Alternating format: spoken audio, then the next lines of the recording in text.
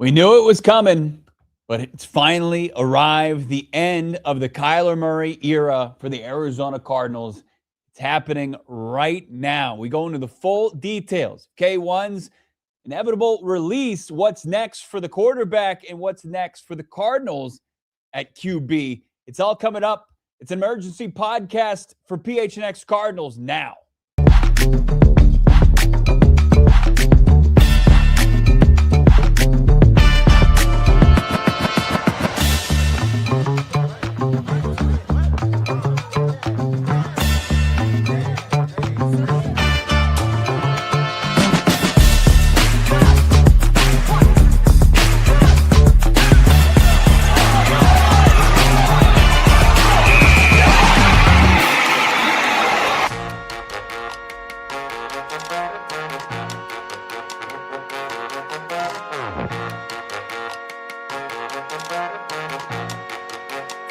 Fired up live from Studio K. It's PHNX Cardinals. Brack hanging out with you on an early Tuesday afternoon. Johnny Venerable will join us as soon as humanly possible. He'll get up in here. I see everybody already lighting up the chat, your super chats, all your comments. It is a sad day. It's a bad day to be a Cardinals fan. Maybe a good day for the haters out there. But let me say a fond hello to our friends out there. How about, T. Boise? What's going on? Mike D. Dante Benjamin. Terry Cleary, 77 Far North. Jack. Snacks. Tej. Edwin. I see you. Naheem. Good to see you. How about Ford? Anime Hoops. Big Show Guy. How about Gus? LeBron is here. Always great to see LeBron there. Daddy Rabbits. What's up with you? How about Fuddle? YT. AZ Moses. Cardinal Cruiser. Brian P. Jesus. Douglas. I want to get as many of you in as I can at this moment. It is just one of those days. This is just going to be one of those shows where, there's going to be a lot of conversation had. And we're here for all of you to sound off on the news that's transpired just over 90 minutes ago.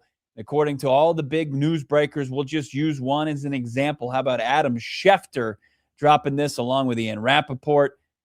Cardinals have informed Kyler Murray that they intend to release him on the first day of the league year next Wednesday, barring a trade between now and then. Arizona already owes him $36.8 million guaranteed in 2026 and another $19.5 with it triggered 5 days after the new league year began, March 15th on 2027. He now will be moving on.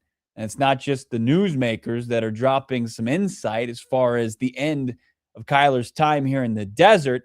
It's the quarterback himself, Kyler Murray, taking to his social media as well and dropping, just kind of acknowledging that he's going to be moving on. He did thank the Cardinals faithful out there and also his support team here in the desert and everybody that tried to make this thing work. And that's the important thing here as we kind of get some finality to this, as we get some closure, as after 7 seasons, good, bad, in between, a lot of people wanted to make this work, put in a lot of time and efforts, blood, sweat, and tears to make the Kyler Murray era something successful. And there was, some maybe all too fleeting moments that Kyler and the Cardinals did find success, but all parties involved wanted to make this work. So that makes this a bit sad for it to come to such an unceremonious conclusion for the Cards in K1. Electric playmaker. I know there's doubts. It's not without polarization. People want to take shots at his character. This is a guy that wanted it just as much as the fan base. And it's just really unfortunate that we didn't get there. We're not going to just save the super chats for the end of the show. We're going to get into them as they kind of come in. I see that. Goblinicious. I like that. That's a nice username. Salute Kyler. Sure, it's probably a good day for the haters out there. And this isn't their day. They can sit there and they can spike their football in their mom's basement, and that's all fine and good. But as far as, those who want it, they saw the talent, they saw, the 2 sports star, they saw the Heisman Trophy winner, fast rise is sent to becoming the number one overall pick and what could be. They saw, what the Cardinals, where they needed to try to go as far as creating the infrastructure, and there just couldn't find one that fit. And then as far as Kyler's part on this, you didn't see a consistent of enough performances to string together in order to get it done either. Naheem, Kyler Murray, I will miss you, bro. I think a lot of people are feeling that way, as far as the soon to be former franchise quarterback. And, it's the DeAndre Hopkins from Kyler Murray, Hail Murray against the Bills as far as getting a trade done. As much as we saw that happen with our own eyes, it's the likelihood of happening between now and the start of the new league year, a trade, very unlikely. I mean, you've heard it from this show. You've heard it from Ian Rappaport. You've heard it from many people that are dialed in, that the likelihood of the Cardinals finding a trade partner in the 23rd hour here, it's just probably not going to happen. You have to have a team that has, the cap situation to take it on, and then also, willing to invest beyond 2026, relatively big dollars to the quarterback position. That was the big sticking point. It's not a question of, and you're going to see this, I think, in the next couple days, as far as the interest in Kyler Murray from other teams, especially playing at just around $1.5 million, that they would like to kick the tires and see if, there's some offensive play callers that can put Kyler Murray in a position for success. Brain Dead Steel saying, sad to see him go, but excited for the new beginning. That's a fair take as well, because 7 years is not a sample size. The injuries played a big part in this as well. Kyler played his entirety of his rookie season. The second season, we saw Kyler, get banged up at the end, where the Cardinals, where they were in a kind of win or go home scenario against the Rams. We know how that all played out. We got some insight from Chris Streveler, how that played out in 2020 and 2021. After the unbelievable start, he played like an MVP candidate, and then, suffered an injury at the end of the Packers loss. And then we started to kind of see like he just quickly dematerialized, and that season quickly also fell by the wayside. And what started out as the hottest team in football kind of backed into the playoffs and put up what I think was kind of the unfortunate defining moment of when Kyler went from like a little polarizing to really polarizing, because you had a decision to make there after 3 seasons. Like, you give him that contract, or what do you do as a franchise? And it became an ugly public negotiation to where it rubbed people the wrong way, and fair or not. And the Cardinals, they decided to pull the trigger on the deal, but they tried to put their own stamp on it. That was a huge misstep as far as the study clause. And from there on, I think it just became like a heated debate. Was he worth it or was he not? And there were 2 camps, and there was no kind of gray area. As Ron says, he had great moments that'll remember, but like a candle in the wind, too fleeting. It's unfortunate. But, after that, Cliff Kingsbury era came to a close, who they'd kind of handpicked to put Kyler in a position for success at the NFL level from a play calling standpoint. Saw he was overmatched as far as just being a head coach at this level, not finding success at the collegiate level.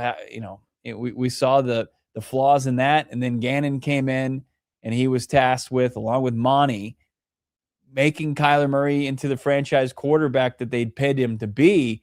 And, you can argue that they didn't set him up for success. There was too much stubbornness as far as the play calling, and then tailor it to Kyler Murray's skill set.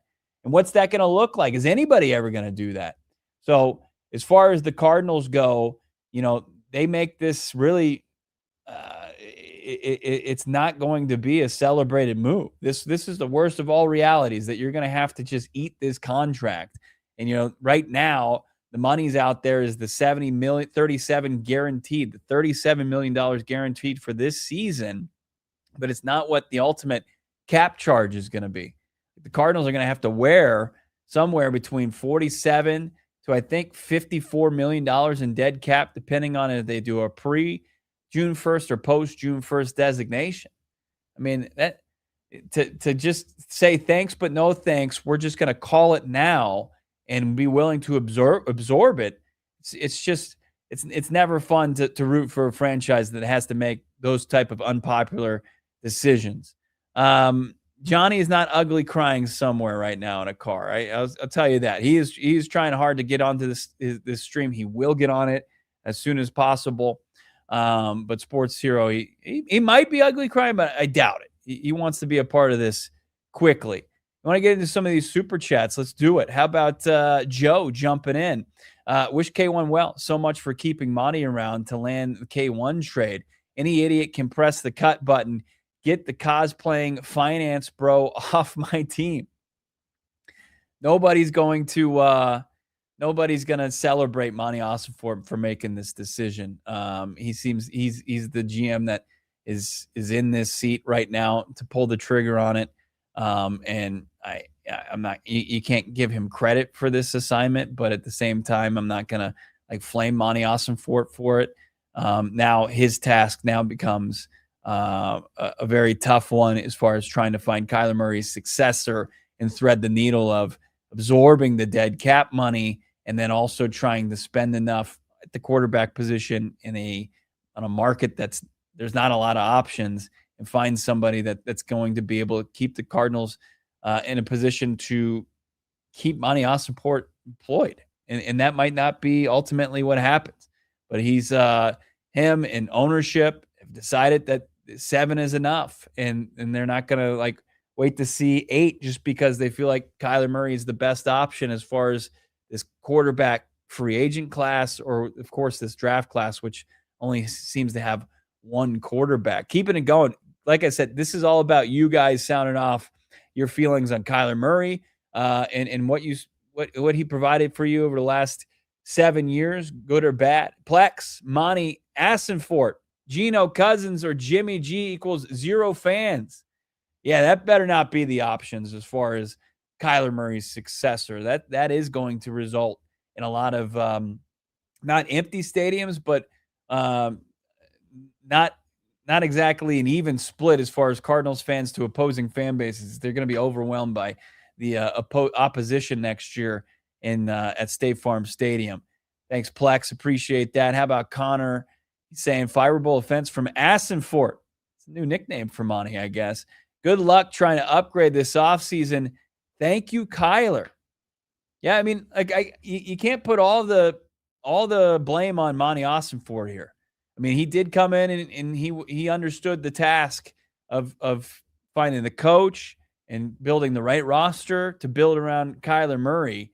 Monty Ossenfort, I don't think he did himself any favors as far as how they handled Kyler Murray post week 5 when he suffered the foot injury, and there's the soft benching and how, he never saw the field after that. You can criticize him as far as that goes. But I mean, as far as all of this, it was there's a lot of people that are going to take some blame as far as how this didn't find too much success beyond the start of the 2021 season. How about we've got our guy Jackson? I know I'm in the minority, but good riddance.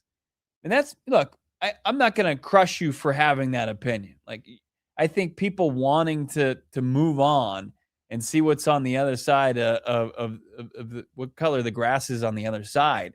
That's all well and good. I mean, 7 years, like I said, not a sample size. You could blame it on the injuries. You could blame it on the inconsistencies. You can look at the contract. You can look at all these different things that play into it and say, look, 7 is enough, and it's time to move on. Keeping it going with our guy, Jay Booms. He didn't fail AZ. AZ failed him. RIP and GLK1. Anybody know what that means? Good luck. Oh, good luck. All right. Rest in peace. It's a bit dramatic. The man is not dead, but his Cardinals tenure, it's over. It's unofficially, officially over as far as Kyler Murray wearing a Cardinals uniform. How about Tim? If Gannon really wanted K1 to start and finish out the season, but it was shut down by Bidwell and Monty Ossenfort, I'm so sorry for JG. Both him and K1 deserved better. I don't agree. It wasn't like just a complete shutdown by Bidwell or Ossenfort. I think when you look at how things played out and who was still calling plays here, I would say that there was probably also reluctance to return to the lineup and run the offense that was in place because it wasn't going to give Kyler Murray any more of a chance than it did in the first 5 weeks, and the offense just it looked broken there with Kyler in the lineup. So there's reports of second in multiple opinions as far as the foot goes. And those weren't just put in place by ownership and as far as the front office goes. So you can kind of draw your own conclusions. But look, I think everybody involved deserved better than how things played out. I don't think Keim set Kyler up for, a ton of success as we talk about, trying to build a team in the candy store and not the hardware store. That's really kind of how Steve Keim operated. And for you guys, I'll throw my shot in right now for you guys lobbying for a running back third overall. Which department are you finding a playmaker like that instead of trying to build the lines like Kyler Murray? Any quarterback need a strong offensive line to be successful. I think that you need to build the trenches. You need to do it with some serious hardware. Keeping it going with the super chats. I'm sorry for taking that opportunity to really kind of back up my take as far as the draft pick here in this situation. How about Tanner? Can we finally know what happened between K1, Monty, and Petzing, or whatever happened? Please. I don't think it's going to happen right now. I'll leave that up to my guy Johnny when he gets here. But I don't think the dust is completely settled enough to where we can kind of air the dirty laundry. I'm not going to say specifically to what you're asking for because it's a little bit it's different than that. But I don't know if that dirty laundry will be aired today. But Tanner, it's a good question. Keeping it going with the super chats. How about Daniel? Wanted to work so bad, man. Hope K1 finds success. Definitely will root for him. He didn't fail them. The team with 77 years of failure did. Kyler said that in his goodbye today, acknowledging that his tenure's coming to an end. Basically, like he wanted as much as anybody to end the 77-year championship drought. And I fully believe that. Like we talked to Kevin Murray, his dad at the end of his softball game. He said Kyler wants to do everything in his power to kiss the trophy. And I love that saying. And I think, a lot of people will kind of dismiss that.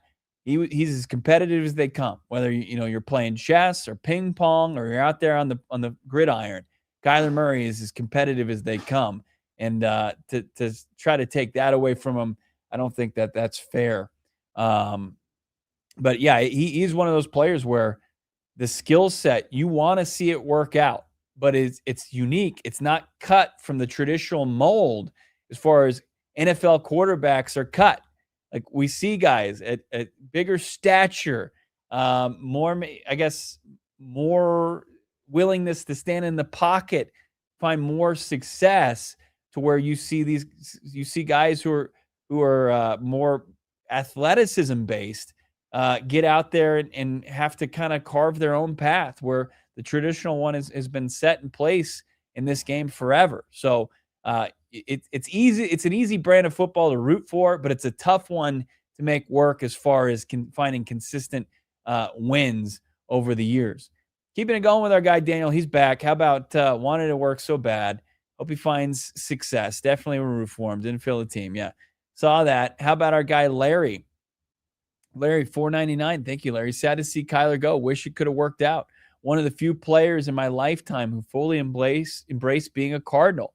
Hope he balls out next year. He did. He wanted to work here in Arizona. So did Jonathan Gannon. And, you could put in all the hard work, in this league is so tough. And the realities are that you can work your ass off, and at the end of the day, it might not be good enough to find success. I mean, that's just the rigors and reality of the NFL. Keeping it going, how about our guy Clay? Bo, I listened to your debate yesterday. By your logic, Levi Brown was a better logical pick than Adrian Peterson. I'm sorry, bro. We need stars. Look, by my logic, yeah, that probably is the case. I think as far as the scouting of the offensive line and the prospects is come a long way since when Levi Brown and Adrian Peterson were in the draft in 2007. So I think we probably could have sniffed out Levi Brown's shortcomings a little bit earlier, and there would have been maybe a different debate than Adrian Peterson versus Levi Brown. But we can't change history as far as how that goes down.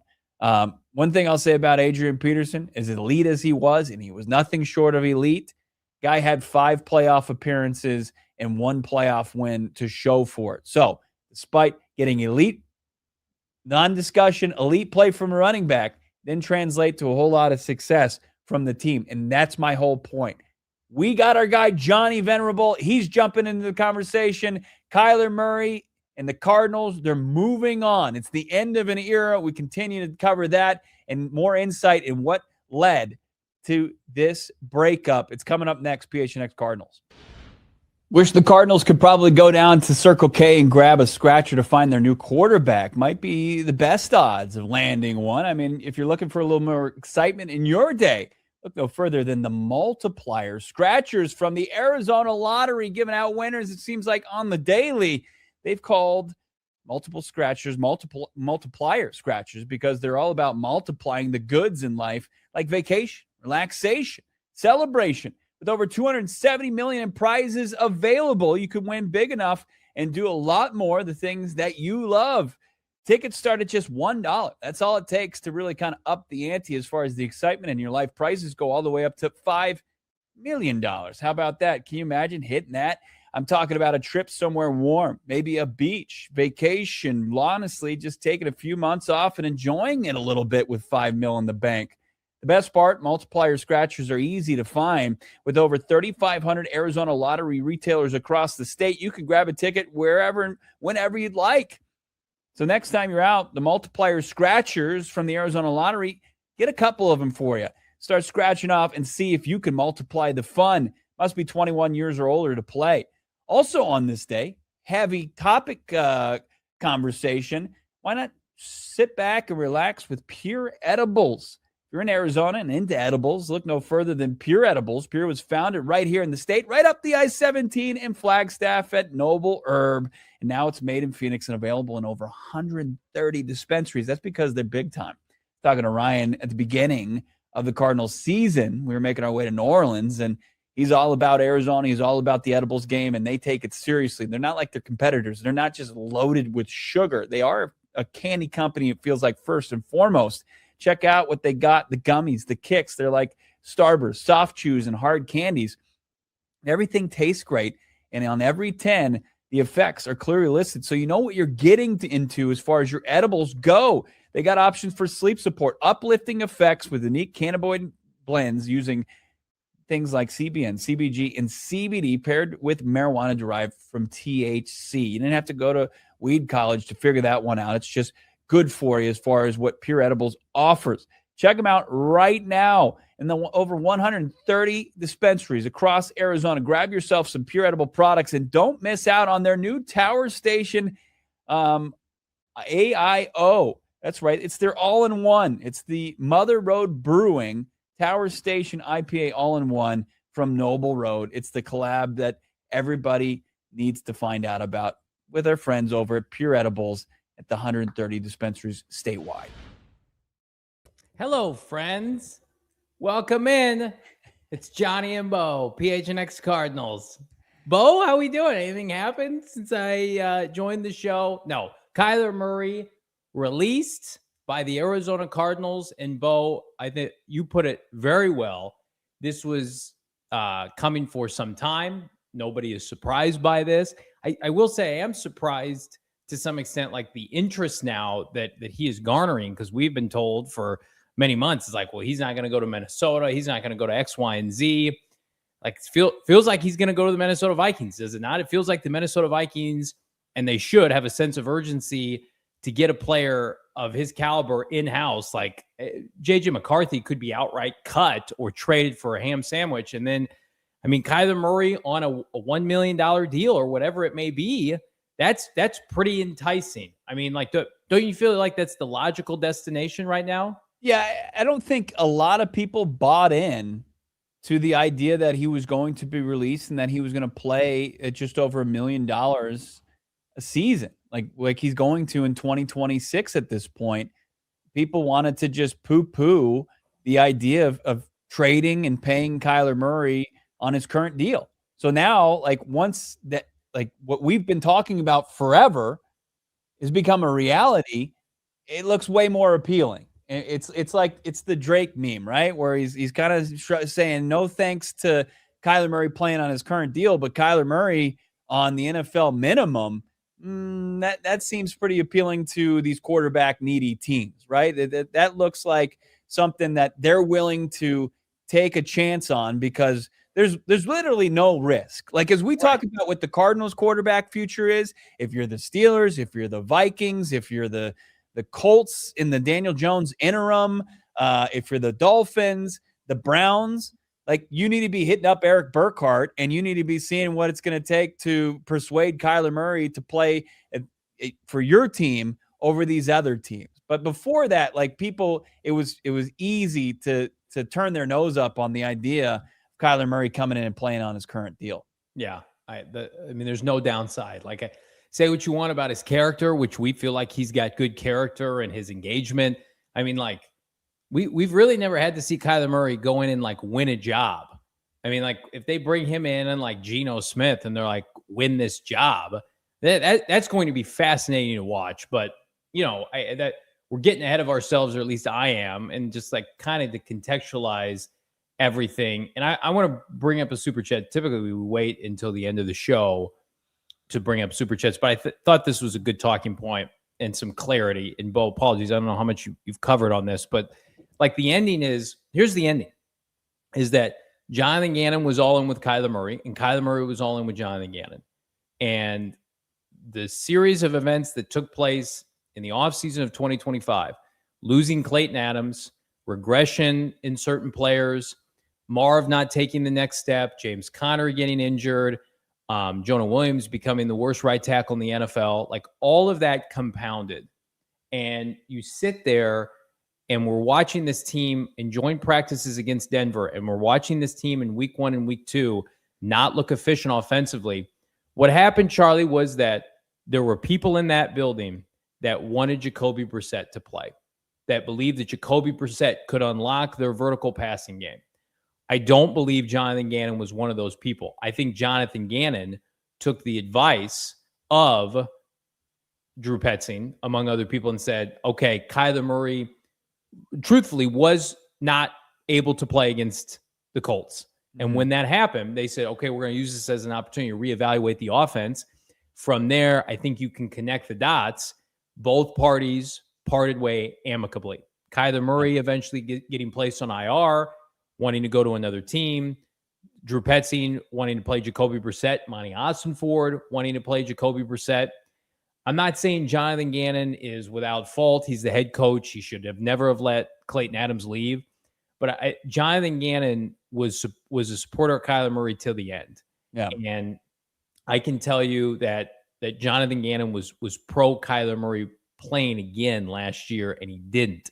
And so that should tell you kind of everything you need to know. And so It's unfortunate because neither JG or Kyler Murray are still with this franchise. Right. It's an unbelievable turn of events when you think about where we were just 6 months ago, right? I mean, as far as following this team, rooting for this team, and you really have to consider this, right?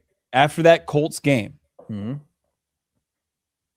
it was the odds were stacked up against Kyler Murray as far as his ability to go out there and win the optics game in the court of public opinion, and that it's going to be the same play caller in there.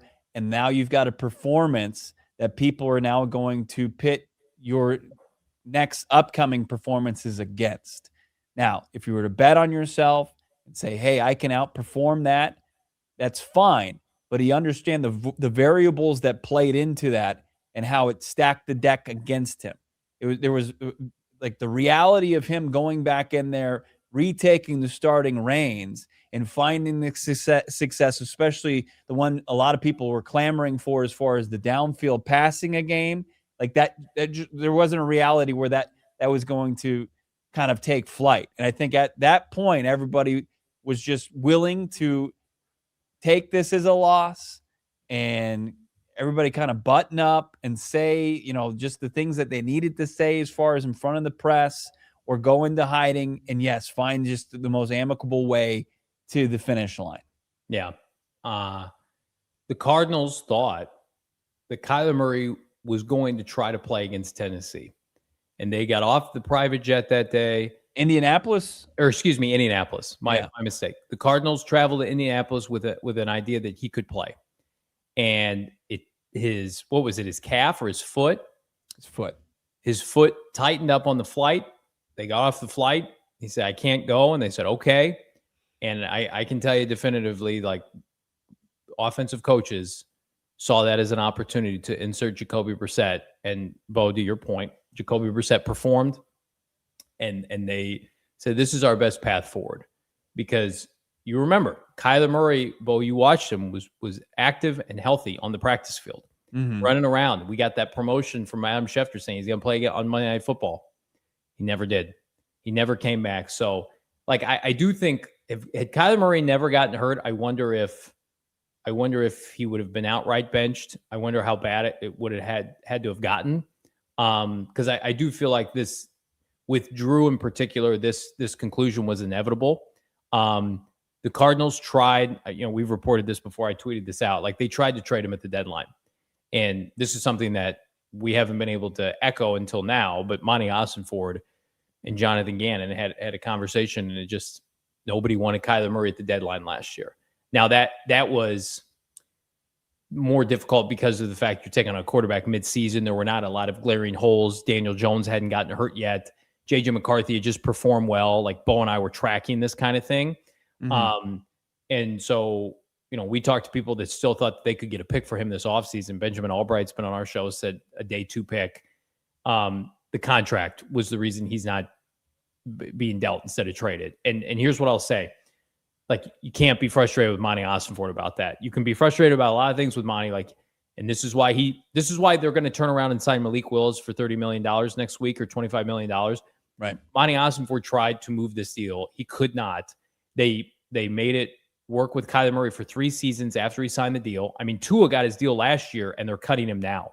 Right. Monty Ossenford made it work, or not, for 3 years, sucked it up with Jonathan Gannon, and now they're cutting him. Michael Bidwell can't then turn to him and say, like, you can't go sign Malik Willis for $30 million. Like, they're going to do what they feel like they need to do. And so they're looking at this as a failure post their hiring.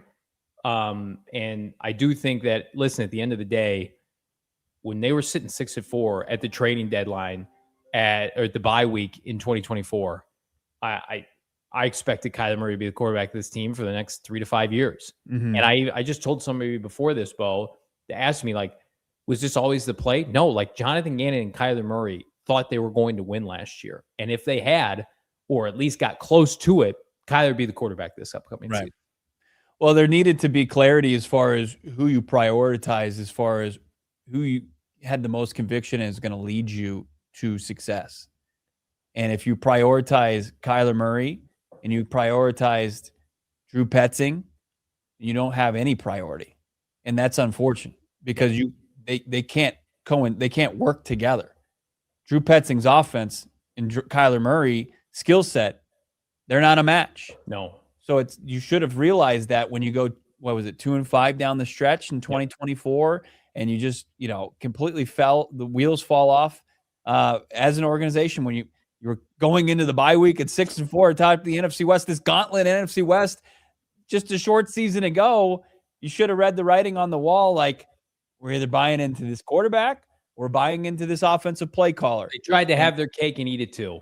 And and that's just something that should have been a non-starter.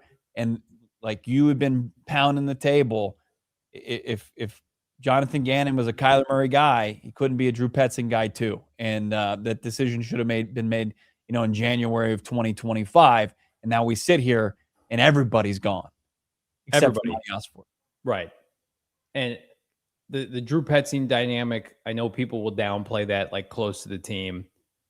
Kyler Murray was frustrated with Drew Petzing. I can tell you that on the record, off the record.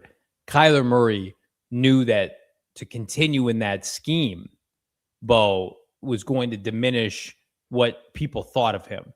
So I think that where he ends up going, I think is going to be a direct reflection of, can this coach get the most out of his skill set? I would venture to say Kevin O'Connell can probably do that. Kevin O'Connell will not make Kyler Murray operate like Drew Petzing did. I mean, like, we would watch Kyler Murray's arm in pregame, in practice, in training camp, and it would look good. Right. And in games, it just didn't look good. And so I don't know. I saw reasons for optimism after he came back in 2023 and certainly at the first half of 2024. But here's what I'll also say is that at the end of the day, this franchise is not a buttoned-up franchise in terms of success on and off the field. Had Kyler Murray gone somewhere else and learned under a competent head coach from the jump and didn't have Steve Keim as GM and had an infrastructure, I think things might have been different. But the counterpoint to that is, well, when you're the first overall pick, usually you don't get to go to, a blue blood franchise, right? Like Caleb Williams. Far from it. Right. Caleb Williams has turned around the Bears. Now, he got Ben Johnson, and that's a big part of it, but he has turned around that franchise in 2 years, right? Andrew Luck, year one with Bruce Arians in Indianapolis. I mean, but Drake May, the third quarterback drafted, who I don't think is as talented as Kyler Murray, goes to New England, gets Mike Vrabel, and is in the Super Bowl. So my thought process with Kyler's second act is that I do think he's going to have some success. We have not seen Kyler Murray be able to complete a full season without limitations to him physically. But if you were to tell me, we're sitting here in October and the Minnesota Vikings are 6-2 and Kyler's having a really strong start to the year, that wouldn't surprise me at all. Yeah, but then you wait for that injury shoe to drop, right? I mean, and it's not like season ending. I mean, we're talking about injury history that shows, recently a foot, a hamstring that kept him sidelined. Remember that ordeal in 2021, how long it took to get back? And I'm not saying that's nothing. And then the ACL's on there. And then you talk about the size. So inconsistencies, injury history, you can see that. But as far as trying to set up the infrastructure that you have to put in place, it has to be very specific. And it doesn't have to be crazy. The route they went was so far off base that it just puts you so far behind. By the time you got to 2023, that offseason, you had to detonate. You're this isn't going to play at the NFL level. This air raid with these undersized receivers, with your non-traditional size, undersized quarterback, it's not a recipe for consistent success. So the Arizona Cardinals, every party here isn't without blame. But as far as when you are the Cardinals and you went in 2018, drafted the quarterback, it was immediate. It was a failed pick. So when you pivoted, you needed to start to figure out how are we going to set this guy up for success?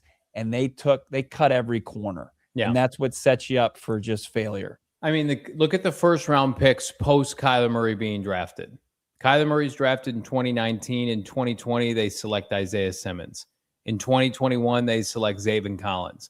In 2022, they trade a first round pick for undersized Hollywood Brown. In 2023, they finally, under Monty Osborne, drafted Paris Johnson Jr. Took 5 years post Kyler Murray to get a competent player, with all due respect to Zaven Collins. But, I mean, Steve Keim, roster management, roster building around Kyler Murray, outside of the DeAndre Hopkins trade, was borderline inept. So, yeah. Yeah, I mean, if you could have, we're never rebuilding. It's like you should have, like 2018. That if you didn't get it by then, you're never gonna get it, and you can't just do this on the fly and expect a couple playmakers are gonna make a difference. And you've paid dearly for it. You continue to pay dearly for it, and like it's gonna be we'll see if Awesome Fort has to deal with like I don't think it's going to be the extent of Sam Darnold, where he's going to go on and find success to as high as winning a Super Bowl. But like this needle, he's got a thread as far as moving on, paying Kyler Murray, and taking a huge dead cap charge for him to go play elsewhere, and then also find his successor. It's just it's not a situation that you say. It's not for the faint of heart. You're going to have to be able to make this decision and make the right one because the pressure's on. Yeah. I mean, for Monty Ossenford, I've got a piece here I want to bring up that dropped, Bo, while you were live. This is from a very competent writer for the Miami Herald, Barry Jackson. Yeah. Basically outlining the Miami Dolphins plan. I'm going to read this verbatim here. The Dolphins indeed have interest in Packers free agent Malik Willis, but only at a certain unknown price point, according to two sources. Sullivan was impressed enough by Willis during his 2 years in Green Bay that he's expected to call his representation when free agent begins. However, Miami isn't likely to get involved in a bidding war for several reasons, including their very limited room under the salary cap and their desire, quote, to get their cap in order. Miami has interest in adding a veteran competition with Quinn Ewers, but the Dolphins would need to know that any such veteran would be a good sport about being number two if that played out. Does that sound like Malik Willis is going to be in competition with Quinn Ewers? Miami Dolphins are not a serious threat for Malik Willis, given what we spoke about for 45 minutes now, Bo, you especially on Monty Ossenford and the desperation. Yeah. That Miami Dolphins are on a completely different timeline. The Dolphins are going to add, a very low level quarterback with starting experience. The Malik Willis situation, I mean, like you're going to cut Kyler Murray officially next week, and then they're going to turn around and they're going to sign Malik Willis. Yep. And, people are going to kind of look at the sticker price on that and be taken back. I mean, think about Kyler Murray's deal, sunk cost. Like this is going to be depending on if they do it with a post June 1st designation, which becomes like $47 million in dead cap with like $7 million left in 2027 carryover, or if they just bite the bullet and take it all on. I think it's about $54 million in dead cap charges, and then you add Malik Willis's price tag on top of that, and you're looking at an investment 2026 in the quarterback position that's going to be, somewhere around Dak Prescott's cap number this year, which is like $60+ million. That's going to be tough, but this is not without penalty here. When you sign these quarterback deals, you have to understand like the risk you're taking, and that's the spot they're in. And to Johnny's point from earlier, that contract isn't Monty Ossenfort's fault. And moving on now, and you can't blame him after 7 seasons, not a sample size, and he couldn't rely on him to be his quarterback much longer. And to say, hey, well, it didn't work in year 7. Let's see what year 8 has to do. Like that's where you're just looking. That's when you start to get into the definition of insanity. They tried to make it work. It had a catastrophic ending. I mean, like you could make an argument like Kyler Murray is one of the least scathed people because he's going to get all of his money. He's going to get to pick his destination. Like Jonathan Gannon, who had more cachet than anybody in this franchise, not named Michael Bidwell, was fired. And again, I'm not here to defend Jonathan Gannon. You guys know how Bo and I feel about him, but here's what I will say about Jonathan Gannon. He was I thought he handled himself well as it relates to Kyler. And standing up and taking arrows for that situation where Michael Bidwell and Monty Ossenford didn't have to meet with the media. Jonathan Gannon sat up there every week and tried to clean everything up. And unfortunately, it just had like spoiled milk. It had a shelf life, and unfortunately, this relationship's over for all parties. But for me, it's just, I think I'm more sad. I thought I'd be more sad eventually when Kyler Murray's departure came. That Kyler Murray, first overall pick, unfulfilled. I'm more sad just how it went down, including JG. I just feel like this whole season, because we saw them so many times last offseason engage at Kyler's softball tournament or his softball game, and the fact that I don't think this is I'm not able to share this. Kyler Murray would go over to Jonathan Gannon's house and see his family, and they would text every day. And so I don't believe Jonathan Gannon wanted Kyler Murray benched. I think that his offensive coordinator did not do him any favors, and the lack of flexibility played a huge part in that. I mean, listen, Jacoby Brissett was efficient last year, but we know where a lot of those numbers came in, and that you can't run from that number that Kyler Murray's almost 500 with the Cardinals. What is he, 33-38? But 38, 48-1. Yeah, whatever that is. Without him, they won 2 games in how many years? I mean, they can't function as a franchise. So that's a conversation for another day. And really, this is about moving and looking forward, Bo, because I think this would be tougher if we just didn't see this coming. But this has been written in the stars since November that this was over. I mean, we did a podcast in October that was more of a mourning period than this was. Yeah, more of a eulogy as far as the Kyler Murray era, which ends not without its moments, not without the electrifying playmaking that you anticipated when you took him out of Oklahoma, and his run to the Heisman, and his multi-sport background, and obviously the consistencies, the injuries. There's far too much of that, and now with the contract that you kind of both parties forced themselves into, it was really an unceremonious end. And you look at all the players involved from 2019 to now, as it stands on March 3rd, 2026, it's just another example of unfulfilled potential, from players to coaches to team success or lack thereof. I just think we need to prepare ourselves for Kyler Murray becoming the quarterback of the Minnesota Vikings. We know that that's where his camp wanted him to land, and now you've got Kevin Seifert, who well-respected ESPN reporter out of Minnesota, saying that he is atop Minnesota's wish list. So he wants to be there. Yeah, I think the Minnesota Vikings want Kyler Murray. And that was always kind of the 2 to tango thing. Now, will they do Kyler and JJ McCarthy? Will they do Kyler and a Geno? What kind of combination? But prepare for that. Cardinal fans, prepare for that, because that does feel like inevitably what's going to happen.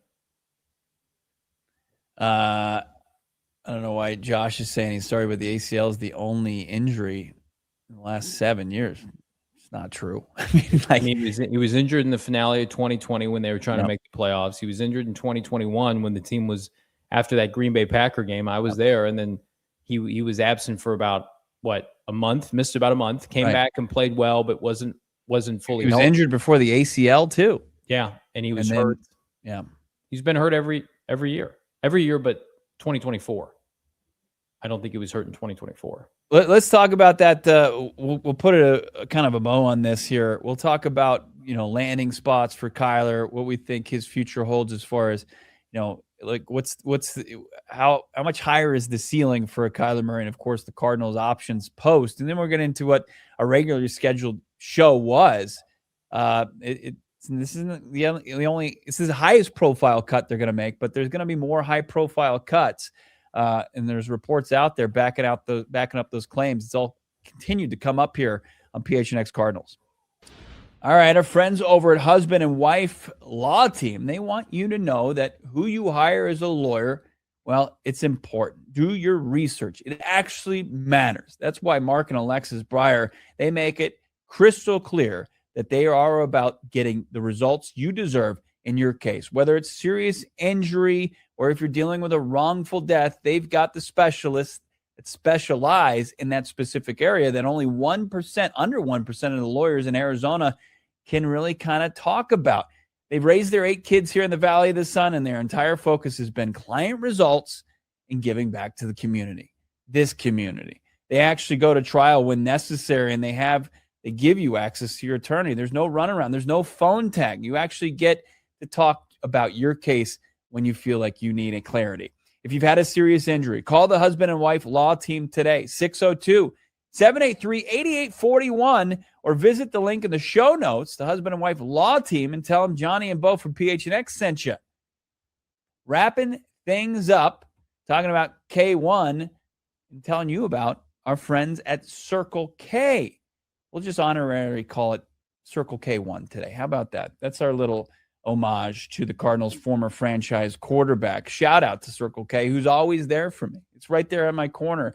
I just turn out of my neighborhood, and boom, it's right there to get coffee, to get Frosters, to get, of course, Polar Pops, or some of these great meal deals with everything on the rise as far as how much it costs. It's all the same. It seems like it's a throwback as far as what's going on at Circle K, because the Inner Circle members right now get 79-cent Polar Pops, 99-cent Frosters, and 30 cents a gallon off on fill-ups at the pump.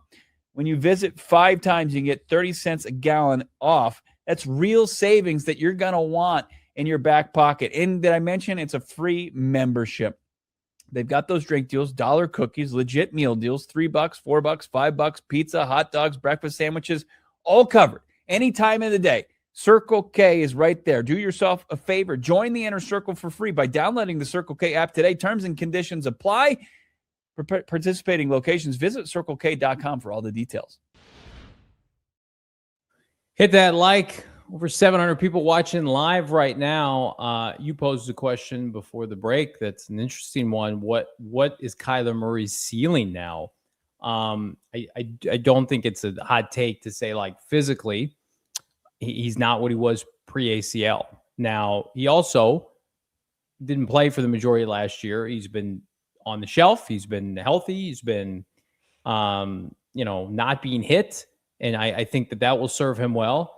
But again, I'm going to have to see it to believe it, where I believe that Kyler Murray can play a full 17-game season and be, fresh and ready to go. Right. But if he plays for Kevin O'Connell, which we expect him to now, that'll be the best coach he's ever played for. And he's going to play with Justin Jefferson, Jordan Addison, TJ Hawkinson. He's going to have, I would say, a solid offensive line with some weapons. So, for me, it's like, I don't think he has to be 2020, 2021 Kyler Murray, but we saw it with Kyler in 2024, like, not a little bit better than a game manager. They can win games. And then, oh, by the way, you've got Brian Flores, one of the best defenses in the NFL. Like, I expect them to have a lot of team success. How about that? Look, that's all he could ask for at this point in his career. It's, right. The infrastructure that you want from just personnel standpoint, you can't get much better than what they have in Minnesota. And we'll see if KOC can match, what it would take from a play calling standpoint. A lot of people have confidence in that, but can he tailor fit it to what's going to make Kyler Murray successful? Because you've seen limitations, like the downfield passing game, like Justin Jefferson, Jordan Addison, like that helps, but he's been near the bottom of the league there. There was a flash as far as 2021. It hasn't been there since. Can he find some semblance of that, and also, get back as far as running the ball? He told you, Johnny, last spring he planned to run more. Didn't really get to see that play out. It definitely wasn't too much of the offense in the 5 games he appeared in this year. I think 2024, if you just maybe add a couple more TDs, that's probably it. I don't think it's gonna be something that you envisioned when he had 37 total touchdowns in 2020, and then in 2021 had 20 touchdowns in a 7-week span to start the season. Like, just don't know if that magic is there. It's different how teams defend now, and it just, Kyler, I think, needs to find a way around that. And I think from play calling, can you do that?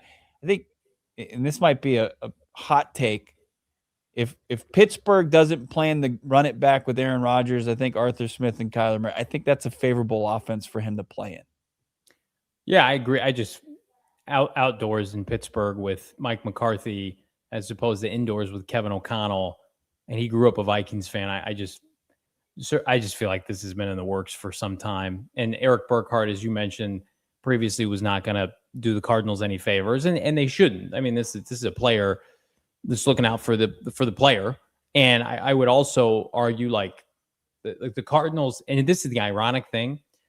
Kyler Murray played ball during the season last year, kept his mouth closed when that all was going down, and the Cardinals still imploded. Like, think about it. They could have made that whole thing ugly. Would have been great content for us, but it's like instead the Cardinals just said, Kyler's like, okay, you guys start Jacoby Brissett, and then they proceeded to lose out basically after that Monday Night Football game. So I think for me, Kyler Murray has a second act. If it's in Minnesota, I expect him to win games, and that's going to be difficult for Cardinal fans, which is why, again, people are going to roll their eyes at this, which is why they have to get aggressive this offseason. And I'm not just talking about the quarterback position. And I think it plays into the narrative of, I know you scoff at this, like taking Jeremiah Love third overall. Like when you lose a franchise cornerstone, when you lose a player of that caliber, and you need to begin to fill that void on and off the field. I mean, Kyler Murray jerseys are available all throughout the Valley. It's like Malik Willis is only going to do so much. I do think, again, I'm coming at it from both on the field and off the field, like the marketability piece with Jeremiah Love. I think that would allow the Cardinals to be able to have a soft landing spot. Because here's what I think. I think the Cardinals know that Kyler Murray is still popular with a large segment of the fan base. Soft landing. They're going to crash and burn. I mean, you're taking one electric playmaker, he's exiting, who had poor infrastructure here, and you bring in another one, and you repeat the vicious cycle. Yeah, you have to build this thing right. You can't cut any corners. Cardinals are not in any position to take a running back third overall. If anything, this piles on that argument. I know you want him. I would love to see Jeremiah Love in a Cardinals uniform. To say like the marketability, 32 teams want to market an electric running back, but they understand as far as what you do in the first round is you take the best premium position player available, because that's how you build consistent winners. That's how you take advantage of the system. No, this is not time. How dare you? Kyler Murray's release. You try to shoehorn in your Jeremiah Love agenda. Let's get to these super chats that are talking about Kyler, and then we're going to get more into the Jeremiah Love debate if you want it. But yeah, I mean, hey, we lost our guy that we put on billboards. Tucson goat guy. I'm not coming to the dark side. I'm holding the line over here. Let's pull up some super chats. You're just a really safe, nice guy who just wants to pay his mortgage on time and budget every month. Get the Microsoft Excel out. We're going to round down to every penny.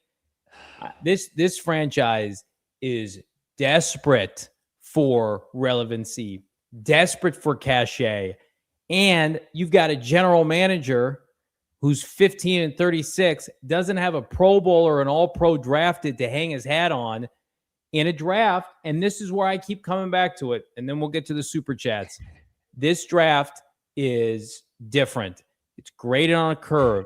You do not have top-end players outside of a couple guys. Francis Maui-Noah, it's like, is your only hope right now. Yeah. Because if David Bailey goes second, Arvell Reese, Isaiah Simmons, there's too many similarities for me. Francis Maui-Noah better have a firm top 10 grade. Like, hey, Francis, you're coming in here and you're a right tackle for the next 10 years, Pro Bowl, all the good stuff. If Francis Maui-Noah, when they do their top 30 visit and they go to Miami's Pro Day, and it's like, he's a solid first rounder that could go anywhere between, 8 to 15, Can you take that 3rd overall? Yes, I don't know. you can. Come on. Yes, you can. It's just simple. I saw Joel Klatt break it down today. I mean, it's no notes on Francis Mourinho, and people want to get lost as far as what he participated in, what he didn't in the combine. I watched it with my own eyes. So did is what Klatt was saying today. Had strong performance through the college football playoff, all the way to the end, going up against the best defensive fronts that college football had to offer. And he played it at 6'6". What is he, like 330? His arm, his measurements, they didn't like raise any red flags. Fine, Shane, you're right. I am boring. I'll be boring with a starting caliber right tackle to pit with my starting caliber left tackle all day long. Because you know what those cost in the NFL? Like 18 to 25 million, and you'll get them at half cost. Okay, I'm really excited. Going to be like in the top 6 as far as running back salaries from the jump, and then like down the road we don't have any team success and it's second contract time for Jeremiah Love. You got to go through the debate again. Jeremiah Love wants the new deal. He's only made the Pro Bowl 5 times in 5 years. Yeah, and how many games did you win? Let's get how many times did you get your quarterback killed? Hey, Trey, James Conner's hurt. You got this? Yeah, I got this. Immediately injured. Hey, Trey Benson, can you be explosive and score touchdowns? How about 1 touchdown in 2 years? The all-plotter backfield, 2 to 3 yards per clip. That's what we want. Let's get these people's Kyler Murray opinions before you go on this agenda-driven Jeremiah Love crusade. LeBron, what's up, LeBron? I'm sorry for my language, not really, but this has been an actual putrid, gutless, pathetic, sadistic organization. Why couldn't we build an offense around him? F. Bidwell, like his dad, F. Monty, F. Kime. If he has success outside of this franchise, it's going to be on one person. That's Michael Bidwell. Cliff built an offense around him, but Cliff couldn't evolve. That's why Cliff's not calling plays. By the way, does anybody think Kyler Murray's going to the Rams to play with Cliff? No chance. I think like the Kyler Murray second act is going to dictate who really gets the last laugh. There's a lot more interest than I think people anticipated right from the jump, to where like going and backing up a Stafford or backing up a Mahomes or people think it's a good idea. I don't disagree with that, but he's going to have starting opportunities post Cardinals immediately. How about Brian Pete? NFL. There aren't 32 quality quarterbacks on the planet, also in the NFL. We refuse to tailor an offense for players' skill set. I mean, like Lamar Jackson is a better player than Kyler Murray, and Lamar Jackson outlived John Harbaugh, who won a Super Bowl because he plays quarterback. So Jonathan Gannon, that's also part of the problem when you hire a defensive head coach and you don't have success, you don't work with that side of the ball. Drew Petzing had so much free will to do whatever he wanted with that offense last year. It was really too bad. Iron will. Do you think there's some level of posturing with barring a trade between now and then to see if someone blinks into a subsidized trade? I wish. That contract's not going away. It's a contract problem. It's not a player problem. It's a contract problem. What's true? What was true yesterday? What's true today? Which is going to be true tomorrow? It's going to be that contract. And you'd have to have a desperate Jets team or some team that can find a way to take that on. And it's just not a lot of wiggle room there. A lot of options. I think that is just because the report is coming today and beginning of the league year is next Wednesday, that they have to say certain things. It's like saying somebody punched somebody on the streets and you're hearing about it. You have to say you allegedly punched them to, cover all your bases.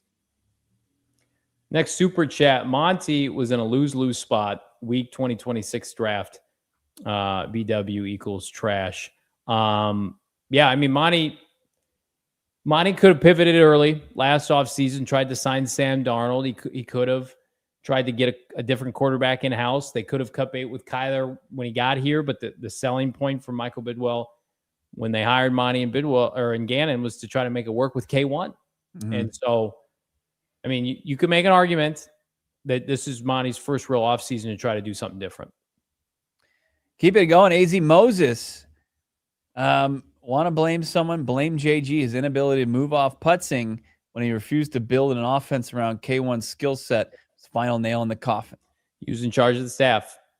And like the fact that Drew made it through the season and Kyler didn't is pretty crazy. I'm shocked to this day that team won 3 games and Drew made it 17 weeks and didn't have to be publicly fired. And then now is the OC of the Lions. LeBron, K1 for sure the scapegoat. Not looking at how the absolute shit show of an organization. My God, so many more things I can say about this team are not PG. Look. He's not the scapegoat. Jonathan Gannon got shown the door immediately after the season was over. I mean, like there are a lot of people that heads rolled for the lack of success from this team in 2025. Yeah, I mean, for me, Monty Ossenfort is the only one that is remaining, and his days could be numbered if they don't win, and they should be. I mean, you can't win 15 games. Daddy Rabbits. $4.99. Sad day in AZ. JV will definitely need some love now. Man, he predicted it. I just feel like love will fill the hole left in our heart. Need a little bit of love. I want a greater love for this fan base. Wow, rude. I want a greater love that would provide consistent winning. And I don't think love provides that. Disagree. Elliot. Elliot. DP blames square pegs that don't fit in round holes. Drew has an inability to adapt. And then, I mean, like his play calling on game day wasn't great. So it's a lot of what would you say you do here, Drew? When Drew lost Clayton Adams, here's what I'm going to enjoy seeing: Kyler Murray versus Drew Petzing twice a year next year. Right. And I think, like Mina Kimes was saying with Malik Willis, he needs a strong running game. I think Kyler Murray needs a strong run game. And of course, he supplements that himself. Yeah.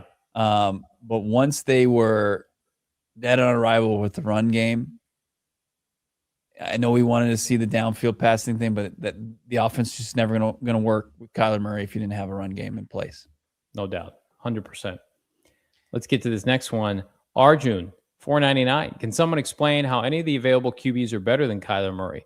I don't understand how we can consider Jimmy G and not K1. Help me understand. I mean, you're not wrong. It's a money thing, and it's also just a divorce thing. Yeah, I mean, you could divorce your spouse knowing that he or she's like an 8, and know that a lot of the market right now, at least for the next 6 to 9 months, are filled with 5 and 6s. But is that going to stop you from getting out there, right? Yeah, man. Forecasting in the romance department, like, well, if I part ways with my 8 and there's only 5s and 6s out there. Well, hey, maybe Malik Willis is a 5, but he takes his glasses off and now he's a 9. Wow. Knight in shining armor. Interesting. How about Logan Little? It's BS as a fan of this team. We get nothing. This is a dark day. This is a tough one. Franchise quarterback that you signed to the multi-million-dollar contract with high aspirations, you select him number 1 overall, you end up having to just release him and take it on the chin with a $50+ million dead cap hit. It's a rough look. But there's no hiding from this one. But why not make it better by passing on a franchise-changing running back in the spring? I don't get that. Red Feather Workshop, $5. Inevitable is a good word. The footwork in the system didn't fit in 2023, and I expected them to move on. In hindsight, not doing so sapped his value. I just think they never did anything. Like they added Marv, and they tinker with the O-line. Trey ascended. Michael Wilson's been good, but James has been James. I mean, just this offense has really been the same unit since 2023. I know somebody asked me before this, Bo, like if they took Joe Alt to Malik Neighbors instead of Marv, is Kyler Murray here right now? It's like an impossible question. Yeah.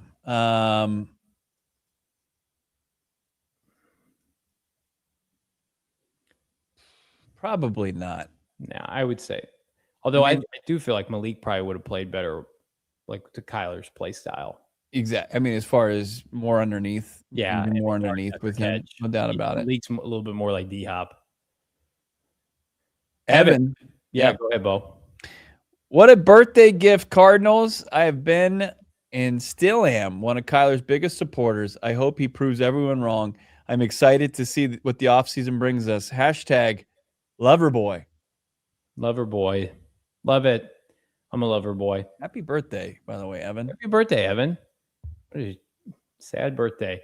That guy, Angelo, $5. I just want to take a moment to remember Kyler, my favorite memory, October 5th, third quarter. Kyler hikes the ball, hits him in the face, then benched. His last game. Was that his last play? No, because he came back. Oh, yeah. Oh, his last play was being asked to run the ball on third down. Yeah. Remember, he handed the ball off to Michael Carter. Thanks, Drew. What a stupid. Fitting somehow. Yeah. Fitting that's his unfortunate final game. Hey, throw the ball, win the game. Here's what I remember. Him in San Francisco, despite Drew throwing a pass to the wideout, whose name escapes me. Who's that guy that they got as their third receiver last year, fourth receiver? What was that guy? Zay Jones. He threw a pass on the dot to Zay Jones to beat the Niners, and he dropped it. Yeah. Daddy Rabbits is back. I was at the Colts game, and I agree with JV. That game marked the end for K1. Was a great game, but also was a premonition of things to come as far as losses, unfortunately. Yep. Jacoby Brissett may not be long for this quarterback room either. Yeah. Jacoby Brissett could be dealt anytime. Not a contract issue as far as how other teams view Jacoby Brissett. Brian P. K1 is a big play quarterback with big mess ups thrown in there. Having 15 play drives instead of letting him ball gives him more chances of a big mess up. K1 to JJ Incorporated. Part of it, too, is I think he also joined a franchise that never won in the best division in the NFL, that included Aaron Donald, and just could never overcome that. Kyler Murray, very susceptible to interior pressure, and NFC West had some of the best defense tackles in the NFL. Charlie Sinclair, a resident Chargers fan. Love hearing from Charlie. Takeaway, Drew Petzing was a terrorist and hijacked the JG era. Also, Kyler's 5'9". He's talented, but size matters in football. Motion in the ocean only gets you so far. Everybody's responsible. You're right, Charlie. Kyler's responsible. So is Drew. So is JG. And so is Monty. The only one who's not responsible is Michael Bidwell. He's not responsible. And me. And Bo. I don't have any responsibility in this. B Money. Big names not tagged today. Any realistic targets? The Cardinals, they can't sign anybody without starting a quarterback, right? They can't be like, hey, Cardinals are signing change of pace back, John Smith. And it's just like, but you don't have any QBs. I don't think they can do anything until, honestly, like this was the first shoe to drop and it'll become official next week. Malik Willis has to be the next transaction for this franchise. Yeah. Well, could be another release. Oh yeah, that's true. Addition. My mistake. Right.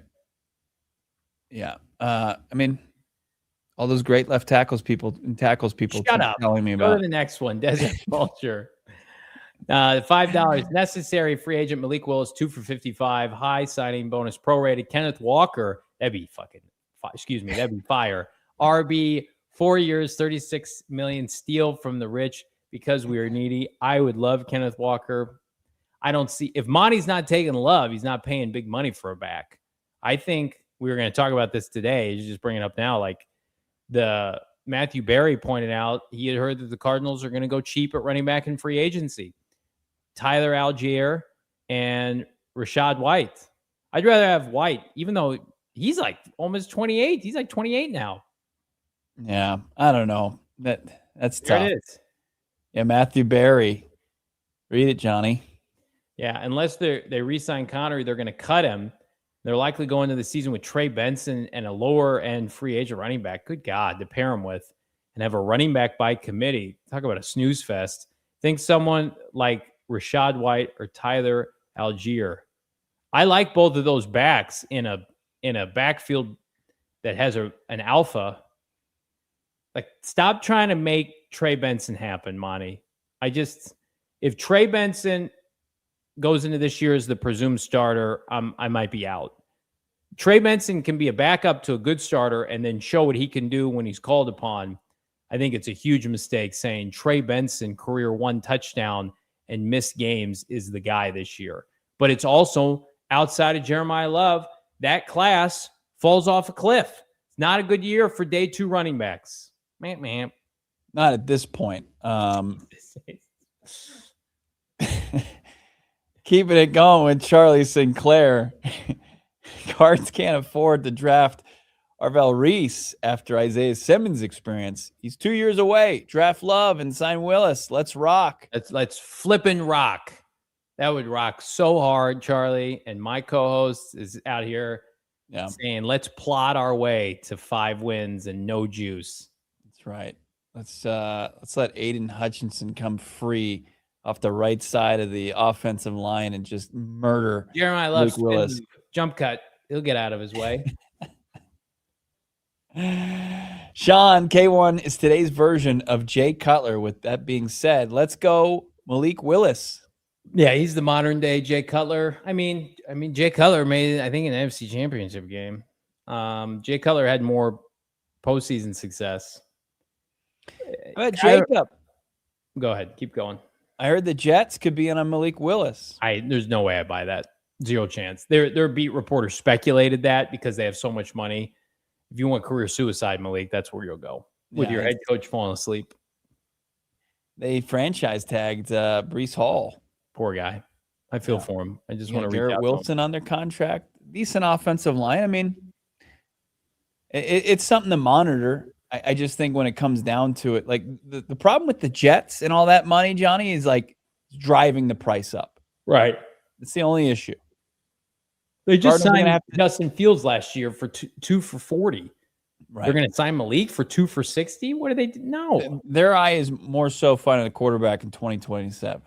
Jacoby would be the perfect bridge starter for them this year. Yeah. LeBron, terrorism of an organization for decades. I don't give an F. I'll say it. He said it. Charlie Sinclair, $4.99. JG was the head coach. Why didn't he just overrule Drew and play again, K1 again when he was healthy? Did the front office get involved? Yes, they did. I think all parties were involved here in him not going back out there. I think they thought, well, Jacoby's scoring more points and passing the ball more once we get our defense going, and then the defense was atrocious. Yeah. LeBron is back. JV, if JG didn't want K1 bench, then hashtag scapegoat, F the entire front office. Jonathan Gannon didn't get fired because of the Kyler Murray situation. It didn't help. Jonathan Gannon got fired because the defense was the worst in the NFL over the second half with most of their players healthy. And you had guards catching comeback routes in Cincinnati. How about Simon? Fascinating info earlier on K1 Petsing. I hope JG would fire Drew in the 25 season. I wonder if he wishes now that he had. K1 might still be here. I think probably in hindsight, Jonathan Gannon wishes he would have promoted Clayton Adams and just tell Drew, like, hey, you can stay on as run game coordinator or you can leave. Brian P. Clayton Adams. It's like, what did Sean Adams had the highest offensive coordinator grade in the report cards? Yeah, I don't know who juiced that up. What? I don't know who juiced that up. What player I mean, but like, what did Sean Payton do this year? Fired his OC, promoted an internal guy that was hot. Right? They fired their OC after they went to the AFC Championship game, fired him. Yeah. And then said, Davis Webb, people like you, you're promoted, you're calling plays. Did you think I said Drew Pet? I said Clayton Adams had the highest. I thought you said Drew Petsy. My mistake. Yeah, Clayton Adams was one of the best offensive coaches this franchise has had since Bruce Arians. Yeah. Just goes to show you don't listen to me.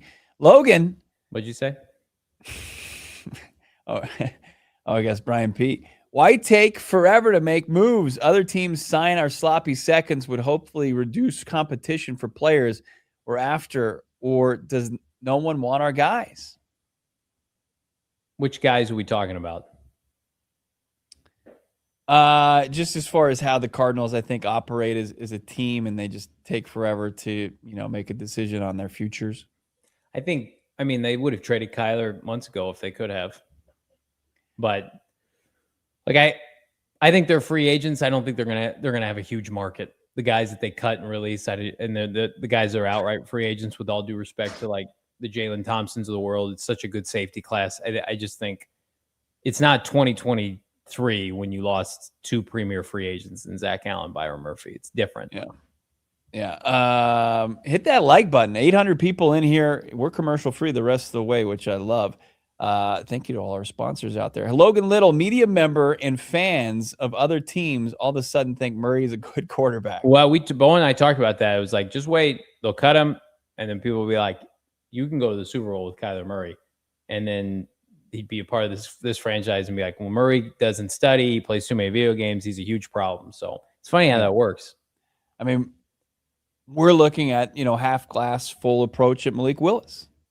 Because, you think about what prospect, the idea of Malik Willis playing, the best of his abilities and tapping into his potential. Like, hey, that could be something. That's what people are doing about Kyler Murray right now. Like, hey, put him up. You get the right infrastructure, right play calling.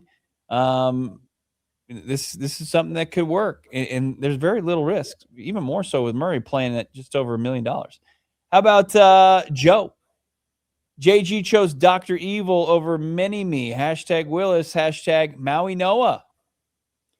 JG gets another opportunity. I'm sure he'll do things differently. And we root for Gannon, and we don't root for Drew. Ryan, $4.99.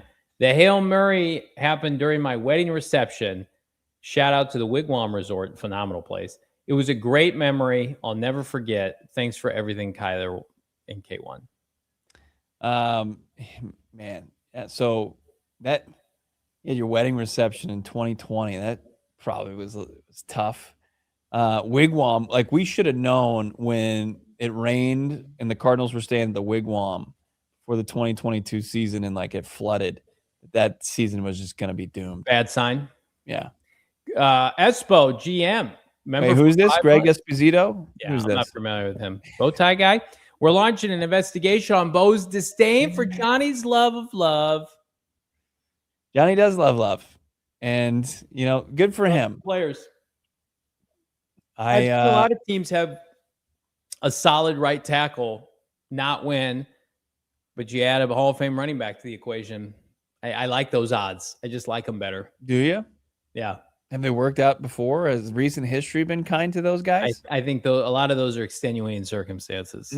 Or it just seems like teams that aren't ready to draft a really good running back. Tackle for the Atlanta Falcons. Let's say Francis Mauigoa is available to the Atlanta Falcons straight up, or they get Bijan Robinson again. What do you think they're doing?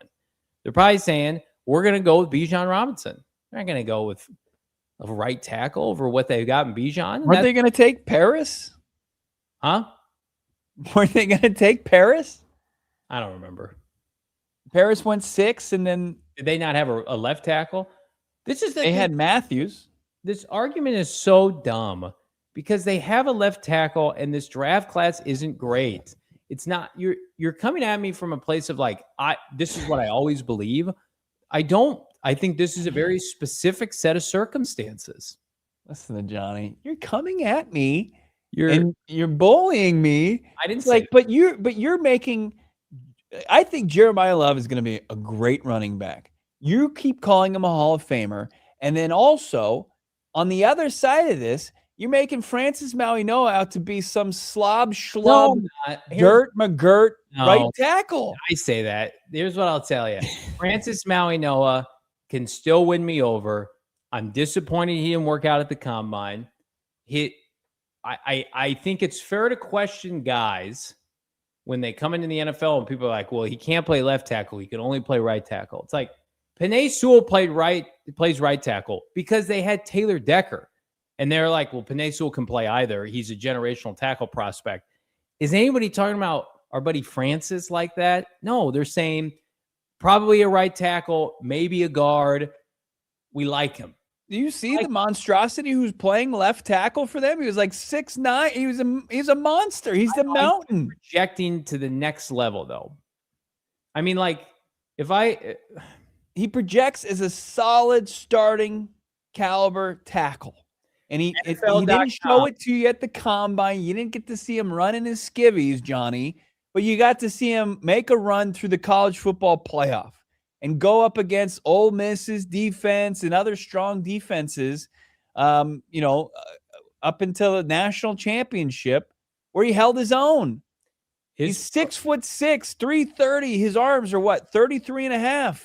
His pro comp is Fuaga, who went to the Saints, who has been a solid right tackle, who had 4 sacks last year, who has a PFF grade of 64.5. So you're taking a Fuaga clone. NFL.com's write-up says in 2 years he'll be a good starter. I'm sorry. 2 years he can be Fuaga, where it's just like, yeah, he'll be. And you get 3 years of cost control salary. Put this up from Brent. It's just up a little bit. Put this up from Brent. This is an issue here. Don't cherry pick. Solid starter at 3 is not what I'm looking for. Give me a Hall of Fame running back. Johnny, this is the type you telling this people is dangerous. That Jeremiah Love is a Hall of Fame running back. You had Saquon Barkley be Saquon Barkley with the Giants, but it didn't matter. It resulted in 1 playoff appearance. You had Christian McCaffrey in Carolina, and he was drafted in the first round, and it didn't matter that he was CMC because the team wasn't ready. You've seen it the last 3 years with Bijan Robinson in Atlanta, that he is everything who they anticipated him being when they drafted him, but the team wasn't ready. The Cardinals are far from ready from drafting a running back. They just can't do it. Jeremiah Love's going to be great. It doesn't matter when the rest of your team sucks. I don't think the Cardinals' rest of their team sucks. I think they're in a better spot. I think the rest of their line outside of Paris Johnson Jr. and Yelda. Okay. They're gonna count on Isaiah Adams this year. There's just like they're counting on Trey Benson. Can't make the argument. They're anticipating. I like Trey Benson. Well, then you have to like Isaiah Adams too. Same round, same GM, same injury concerns or same production concerns.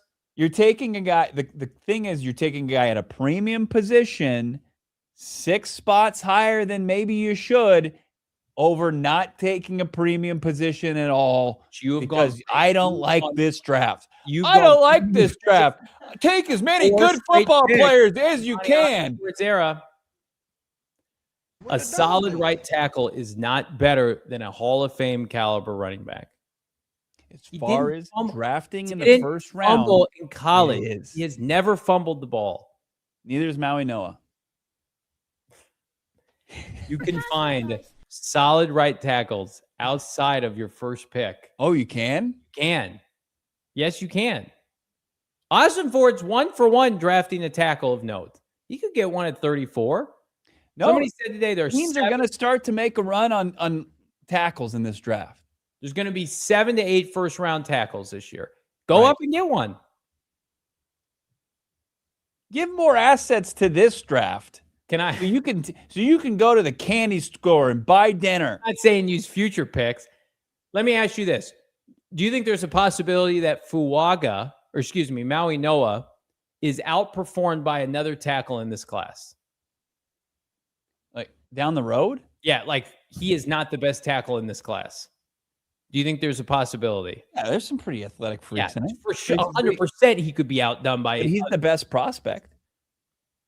There is 0 chance that Jeremiah Love, pending health, is outperformed by any of these backs. And I would make an argument. What? Who cares? I know he's going to be good. It's not the debate. I don't know. I don't know if Maui Noah is going to be good. You think he's going to be good. But it's tougher to find solid tackle play, especially when at the cost. And you get it for 5 years potentially with the 5th-year option, where you look up and down the league and there's running backs everywhere you look. Who the Cardinals find them? Most of them are found on day 2. Oh yeah, Trey Benson. Find them in free agency. They're everywhere. Why of them are guys that were like afterthoughts and they find their way again, like James Conner. Why are the Jets? That was forever ago. Why are the Jets franchising Breece Hall? It was forever ago. He was in the top 5 in explosives, 1,000+ yards from scrimmage in 2024. And he got hurt. He's old. They got to find another one. Yeah, so go find one. But you're like, hey, we got to find another one, but let's use our best asset in doing it. It's a special circumstance because he's the best player in this draft. Most of the time, I would say that every other year, a running back is in the conversation for being the best player in the draft. Yes. Genty last year, no chance. This is the first conversation worth having since Saquon. 100%. Bijan was in that conversation. A lot of people said that. We'll see. I don't know. About disagree. This is the last thing I'm going to say. I want to get to people's continued thoughts on Kyler. We're going to talk about this forever. When you think about the first round running backs and the success or lack of success that the teams had after taking them, like the only one, like you could say, like who has been successful in the last, maybe 10 years is Jahmyr Gibbs. But think about the situation he went into. They'd already invested multiple first-round picks on the offensive line. They had their quarterback in place. Well, you can also make an argument that he was overdrafted. Most people had him as a fringe first-rounder. But they at least had the team in place to overdraft him. They even took an off-ball linebacker later in that draft. And no, I don't disagree with that. Listen, and we all thought that was a reach at the time. People were mocking Jahmyr Gibbs to the Cardinals at the beginning of the second round. I am very much in the camp that I don't think there are Hall of Fame running backs every year like you do. I actually think they're rare now because running backs. Hang on, let me get my point out. What you just put in my mouth, that I think there's Hall of Fame running backs in every draft is also there are great backs every year to be had. I think the position has never been more watered down because obviously the shelf life isn't what it is, and the backs don't get paid like other positions. So I think coming up in youth sports, guys are playing corner, wide receiver, quarterback, whereas when we were growing up in the 90s, like running back was the position the most athletic guys wanted to play. And I don't think that that's the case anymore. So I do think that this is a very much a unicorn effect with Jeremiah Love. I honestly, the best caliber of athletes now play edge rusher, wide receiver, cornerback. And those get paid a premium. It's such a recency bias from the combine, low 40, 4.37, and people are like, "Ooh, this draft, like, did you know everybody sucks after Fernando Mendoza? So this is extenuating circumstances. So you just take the BPA at a non-premium position. It's like, okay, do that. It hasn't worked. You've got years and years of data that says don't do that. Since the CBA changed in 2011 and you had these rookie scale contracts and people are looking for an edge in a cap league, getting premium positions in the first round on controllable deals has been a good way to circumvent the cap. I can't believe just do it. It feels like it's different, so we're just going to do it. That for this year especially, that Maui Noah can give you more of an impact than Jeremiah Love. That is insane.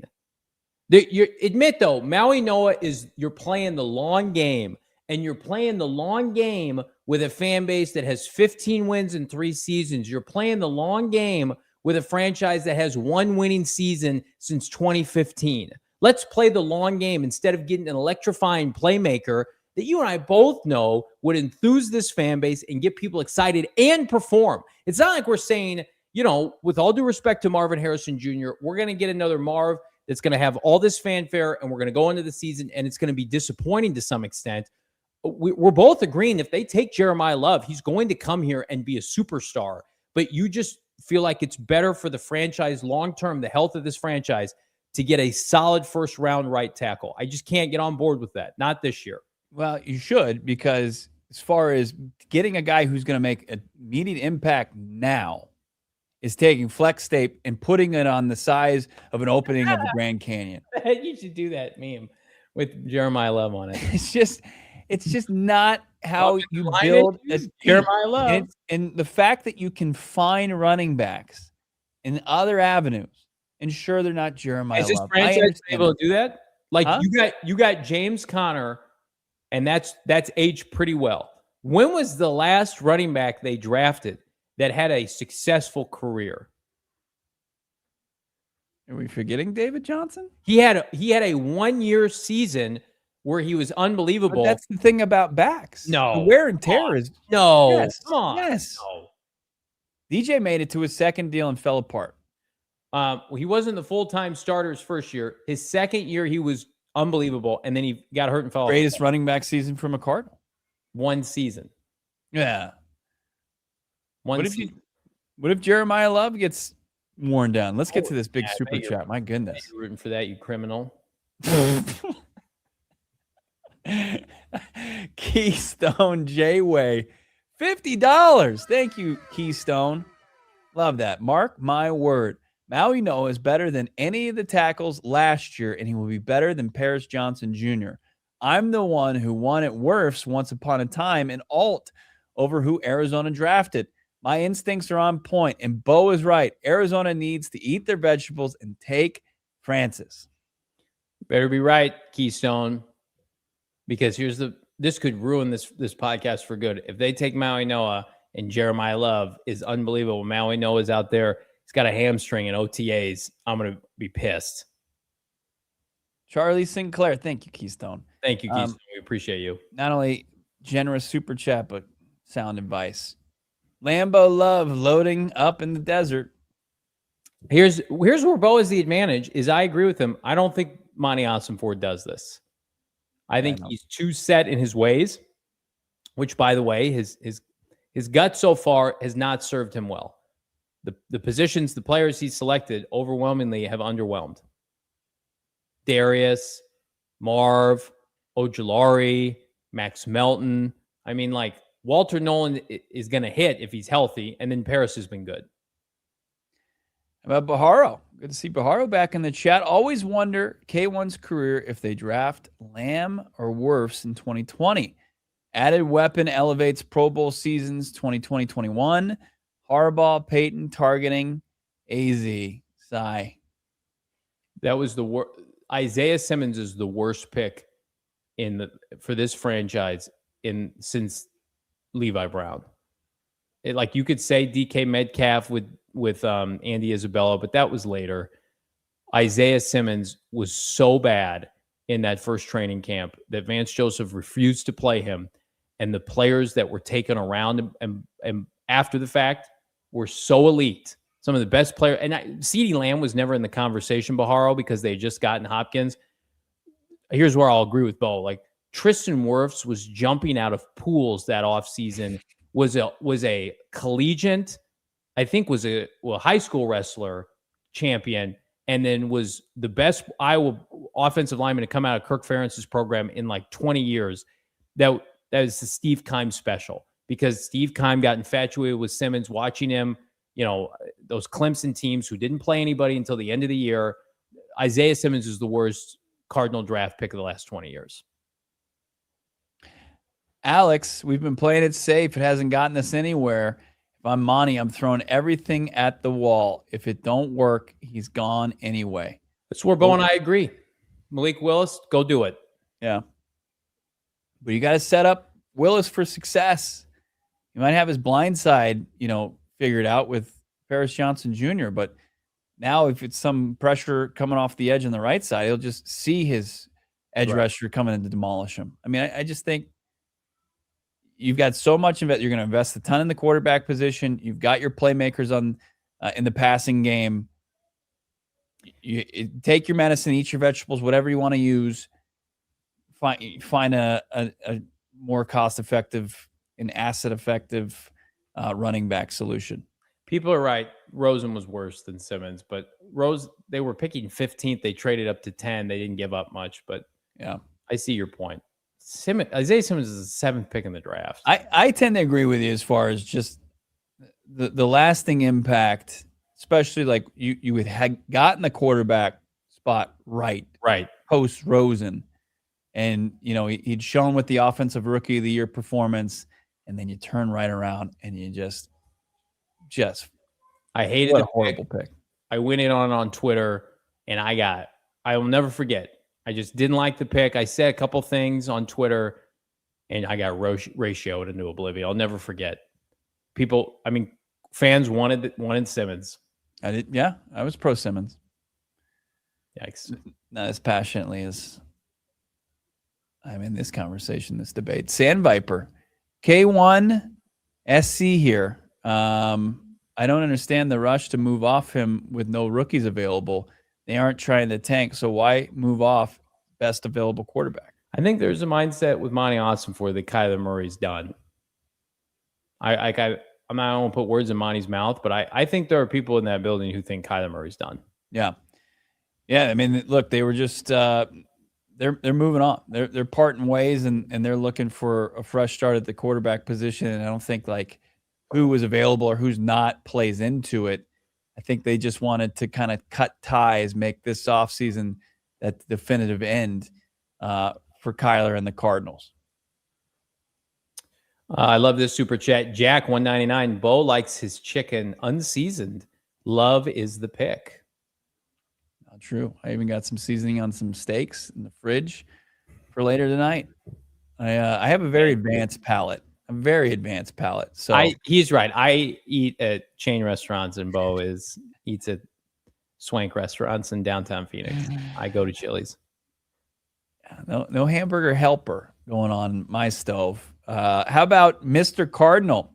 Was it not possible to restructure K1's contract? No, because they want to be done with it. But I do think it's funny. Has anybody announced, like, are they taking it all out once? They're not spreading it out, are they? That hasn't been announced yet. I don't know. I mean, I did see a tweet from Flagship Gambo saying that they would take close to 50. So that if that's how it's being kind of put out there, that seems post June 1st to me. If it's close to, because it'd be over if it's pre June 1st. Yeah, yeah. But I guess the lingering effects would just be like 7 million in dead in 2027. If it's post. No. Pre would be 54. I think you take it all on 2026. Maybe they want that $7 million. I wouldn't have an issue with that. Cardinal Cruiser. I keep going back to what Bidwell said in expectation of trying to win this year. Who at 3 gives you the best chance? That's a great question, Bo. Who at 3 gives you the best chance to win this year? Probably the person who can either protect you or get after opposing quarterbacks, get your defense off the field. I can guarantee you, and maybe this is an argument for or against, Michael Bidwell wants Jeremiah Love. I guarantee you that that's who he wants.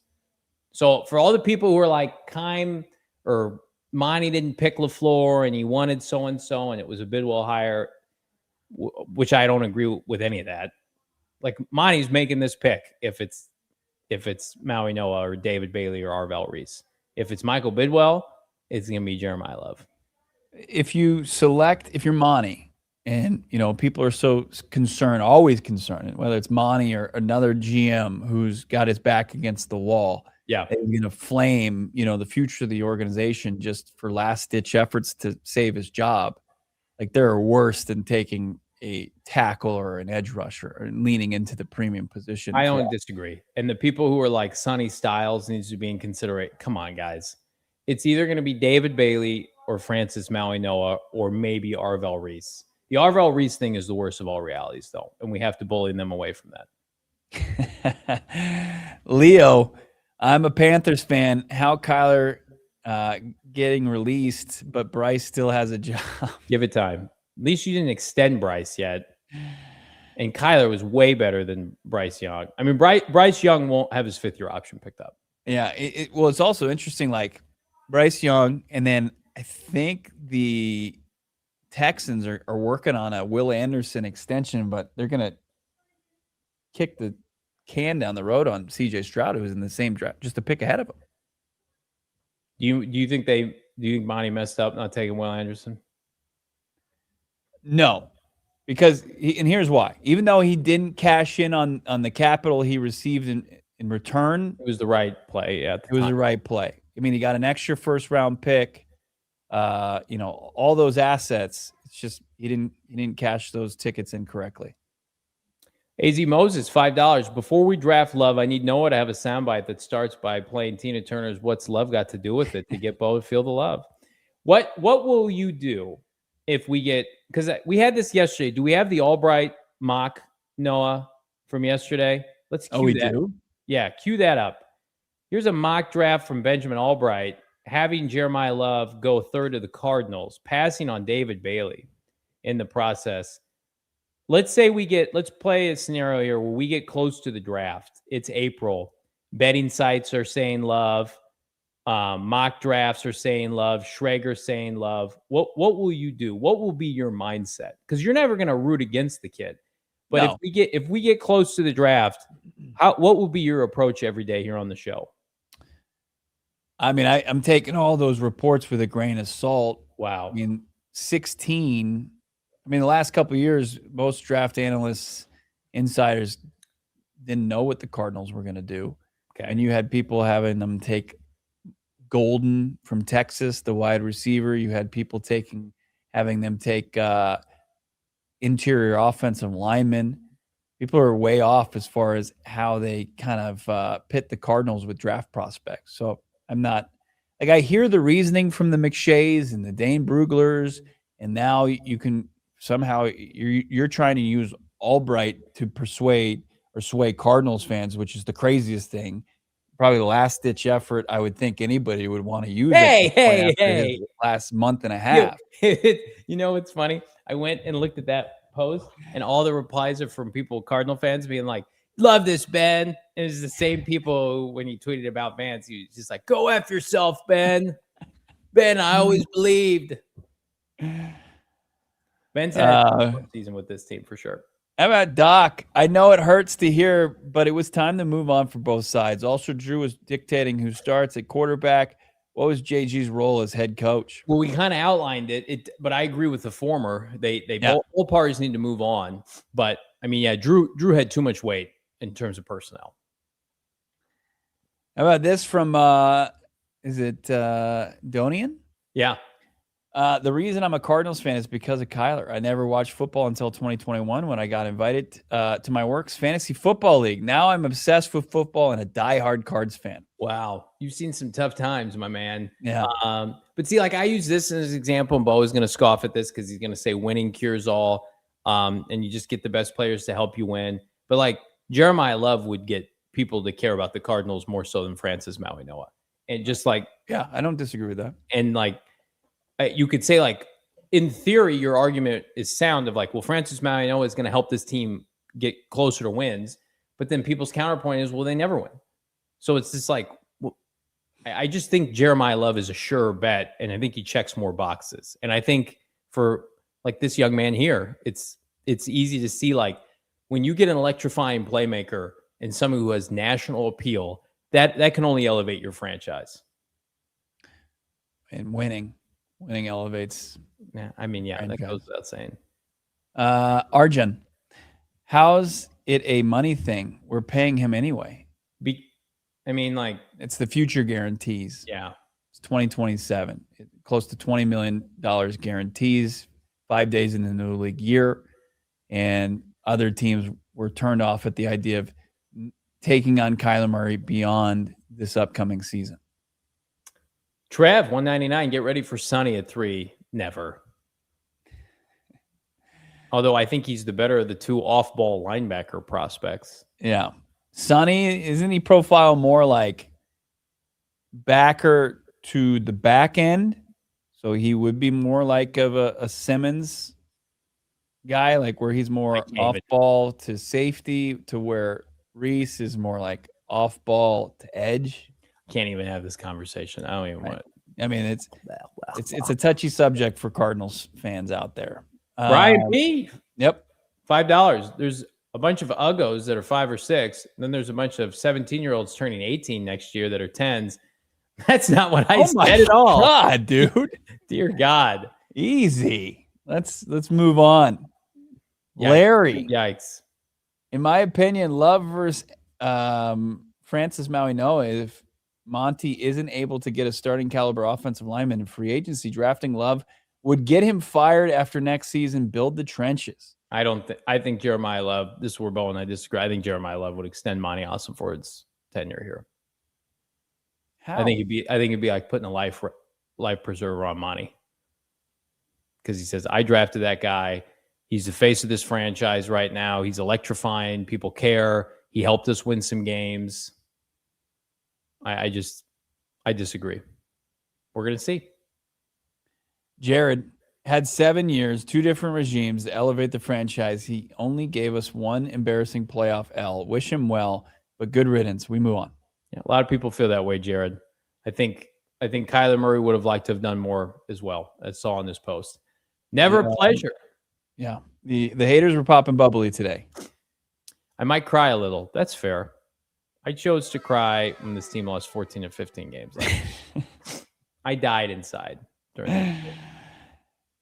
Keeping it going. How about S333 Bastion? Draft love this year benefits a 2027 quarterback draft pick. So does an offensive lineman. Really benefits a 2027 quarterback. Really does. Oh, you've got 2 tackles in place for the next half decade. I like that. Libertarian Sasquatch 499. Today is a great day. People are acting like we have Burrow, Allen Lamar. Oh no, we don't have a 5'8" QB anymore.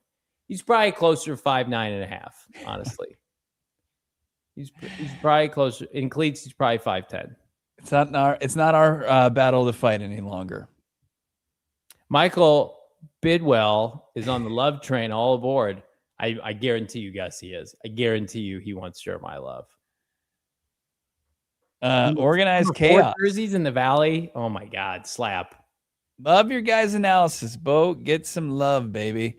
I'm looking for some flair now that K1 is gone. That's right. Hutch isn't catching a cold in December. Woo! Get that love train going. How about when they drafted Marv and we couldn't buy his jersey for a year? Yeah. What if that happens again? Ranger, Bo, take down that jersey. That time has come and gone. Should we lower it? Should we lower it down? Lower it to half mast. Lower the Murray jersey to half mast. Just kind of slap it down. Yeah. Or you can put it on. We can go full fanboy. Yeah. You can put it on. We'll lower it. We'll have our honorary lowering of the Murray jersey. Man. Farewell, sweet prince. Enjoy the cold Minneapolis winter.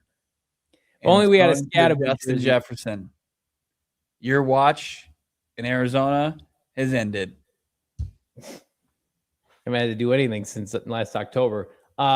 Spaghetti Monster Official 199. Willis, Ty Simpson, and Tyson Bagent would be fire. Somebody would be getting fired if that was the case. Not even all in the same. Jeremiah Love could fix that. Would be how many quarterbacks we had in there? I saw somebody today say the Cardinals were going to trade up. Oh, Jordan Reed had them trading up for Ty Simpson in the first. What were they giving up? Their second and I think their third to come up for Ty. There we go. Wow. Their first pick they took David Bailey. We've gone in place of the retired Murray jersey with the Pat Tillman salute to service jersey in the background now. Short stack Goblin 499. K1 is gone. I feel like C Team 6 saved me from a hot situation. How about Trinell? Let's drive a Ferrari on a road of potholes. That's right. Clown emoji. I think he's talking about taking a running back at 3. Let's do it. Let's power through. Joshua, $2. 18 when K1 came. Now I'm 27 or 25. Damn, this hits hard. Yes. Getting older. And fun days at the quarterback position right now are over. Corey Barnes until Malik's here. Yeah, $5. Son. Go do adult stuff. Go start a Roth IRA. Ace drafting Love could pay off like Fitz. He was a desert first pick with having Bolden and other needs then. Next 3 picks, O-line, DN in any order. Damn it, Corey, you're so right. I mean, the Levi Brown situation, I mean, they took a bad tackle prospect over Adrian Peterson. Right. But is Maui Noah a bad tackle prospect? He's right. He's a good prospect. Difference. Not a Hall of Fame prospect, though. JV, according to Trinell, saying Joe Klatt doesn't know ball. No, Joe Klatt yesterday said that Jeremiah Love was a better prospect than Christian McCaffrey. I'd be interested to see, like, Joe Klatt, when he puts out his mock, it's Maui Noah versus Jeremiah Love. And here's the tough part for me to contextualize is when we were at the combine, like I tried to get people to get on the love train with me to Arizona, like neutral third parties, like Trevor Sikkema, and people were like, no, you can't do that. But now you got like national people saying they could. So yeah, but they don't know. Like they're not looking into like the ins and outs of the Cardinals football team. Like they can't pit the Cardinals, which prospects have been there before. So they're just going to be like, let's just take BPA. Let's have fun. Baharo, NFL Twitter analysts say K1 is a better fit in Indy, which reminds me, why did JG not want to bring Steichen offense to AZ? He went too conservative. This is the offense he wanted. That we can rubber stamp. This was the offense that he wanted to run with Drew, and it was ball control, and it worked well for like a season and a half. It worked well, I thought, Drew's first year into the second year, and then it fell off a cliff. The passing game never got going. And you had, like, think about Michael Wilson and Trey, how underutilized they were early in Drew's tenure. How about our guy Short Stack Goblins back? Here's my problem with team building theory. The draft isn't in a vacuum. You have to assess the players you have available, not just needs of the team. We need ballers, not just a need. Take Bailey. I think Johnny and I are actually, among our debate and our arguments and the mudslinging from Johnny, because I'm kind of a Boy Scout in this, is that we would probably both take Bailey at 3. It makes the most sense. It leans into my philosophy versus Johnny's philosophy. David Bailey is 6'3". He's 22 years old. He led college football, I think, in sacks this year. He dominated Stanford, then he dominated Tech. He was basically a hired gun at Texas Tech. He came there for 1 year NIL money and dominated.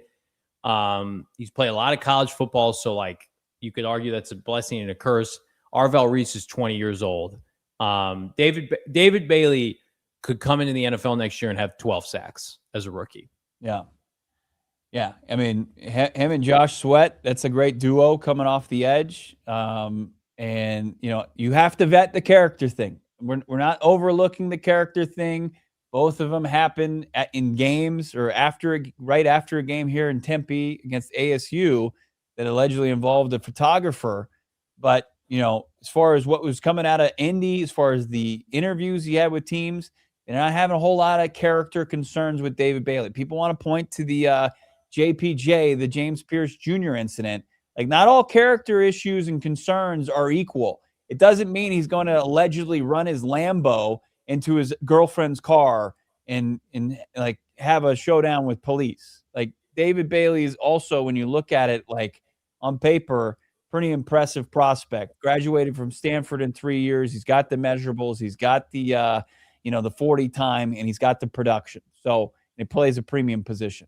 Steven Jackson, $2. 3/5 of the line is set. Take the Hall of Fame running back, please. Agreed. Isaiah Adams played well last year. At the end of the season, you've got the same guy who drafted him and the same offensive line coach.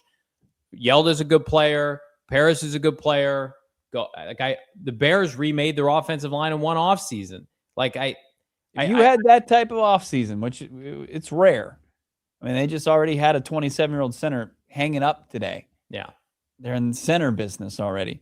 If you did, then I'm still not okay with taking a running back that high, but it would ease my concerns. I just think a lot of us forget how good the offensive line was when Clayton Adams was here. And then the minute you lost a good coach, everybody's like, none of these guys can play. Clayton Adams went to Dallas and in one game started a combination of late day 3 picks and undrafted players and won a game. A lot of this is coaching. Go ahead, Bo. Yeah, how about Sandviper? Bo, you say that the offensive tackle helps win games, but there are elite OTs that have never won anything. 6'4" OTs starting, and only 14 to 20 are ever relevant. It's true. Joe Thomas never won a damn thing in Cleveland. He was great for all those trash Browns teams. I mean, think about the playoffs. Think about Super Bowl, and like the teams that were like panned at the end, like Will Campbell and his performance against Denver. But then you Like, but you're talking about a level of competency that the Cardinals are nowhere near. Jeremiah Love gets them back into national relevance, and then you start to level not the up from kind there. that is real. It's a movie Real trailer. to me. It's empty calories. It doesn't actually, get means to a successful end. You have to eat your vegetables here. You have to get, like, when you look at Philly, when you look at what San Francisco was able to do, to consistently put themselves in a position to win football games and play meaningful games in December and January, it's through the trenches. And then, like, once they did put themselves in a position to go aggressively after a running back, then it put them over. And that's fine. Like, I'll accept it then, but you're far from that. Disagree. Jack, 199. Nobody's buying a right tackle jersey. Think of the marketing. 100%. I tried to make the marketing effort for Bo last year with Cam Scattaboo and a day 3 pick, and I couldn't break through. And then by mid-season, they were starting me and you, Jack, at running back. I mean, sometimes at the end of the day, you got to do what's best for business on top of, I don't know, taking great football players. I think all the GMs take that into consideration, but the way that the league is structured, it just, as far as your job security, taking those premium positions and getting them at that half price, half the cost, it helps them as far as their longevity, more so than, hey, we sold a lot of jerseys. And you're going to have a quarterback changeover here, really highly likely. You're going to have people want to go buy some Malik Willis jerseys, even though there's going to be some reservations and skepticism there. AZ Moses, all this debating just to take Arvell Reese. Don't you put that evil on us. What's the likelihood that they take Arvell Reese, Bo? Oh, man. So if that would mean Bailey goes 2. Yeah. Man, I would put it. Yeah, I would probably put it at a coin flip between Reese and Maui Noah. It's that is irresponsible by Monty Ossenford. Yeah, it just doesn't help you right away. I mean, it's a project. You can love Reese as a prospect and his tape at Ohio State, but the reality is right now he's an off-ball linebacker. How does that impact wins and losses? And he probably is a rotational player to begin the season. Yeah. B-Dub, $4.99. We'll find K1 at Ho-Ho-Cam Park in Central Mesa this spring. The A Spring Training Complex. Nice pronunciation, though, for somebody that probably hasn't said that before. I took it real slow. Jacob, how many first rounders are on the Rams offensive line? Good point. 0. 0. Yeah. 0. You got to think about how that team was built. They invested heavily in the trenches and premium positions. This was like Les Snead, and it was a slow burn. You had the corpse of Jeff Fisher there as the coach for so long. Then McVay got in there. They took a quarterback, and McVay was able to transform things. It's not like they don't invest in the offensive line. Like, they took Avila in the second round. Yeah. They took Verse. I mean, he's a pass rusher in the first round. They just haven't had a lot of first round picks because of how they were in buy mode for over half a decade at the end of the teens and into the early 2000s. I just think like a really high-end offensive coach can hide flaws with offensive linemen.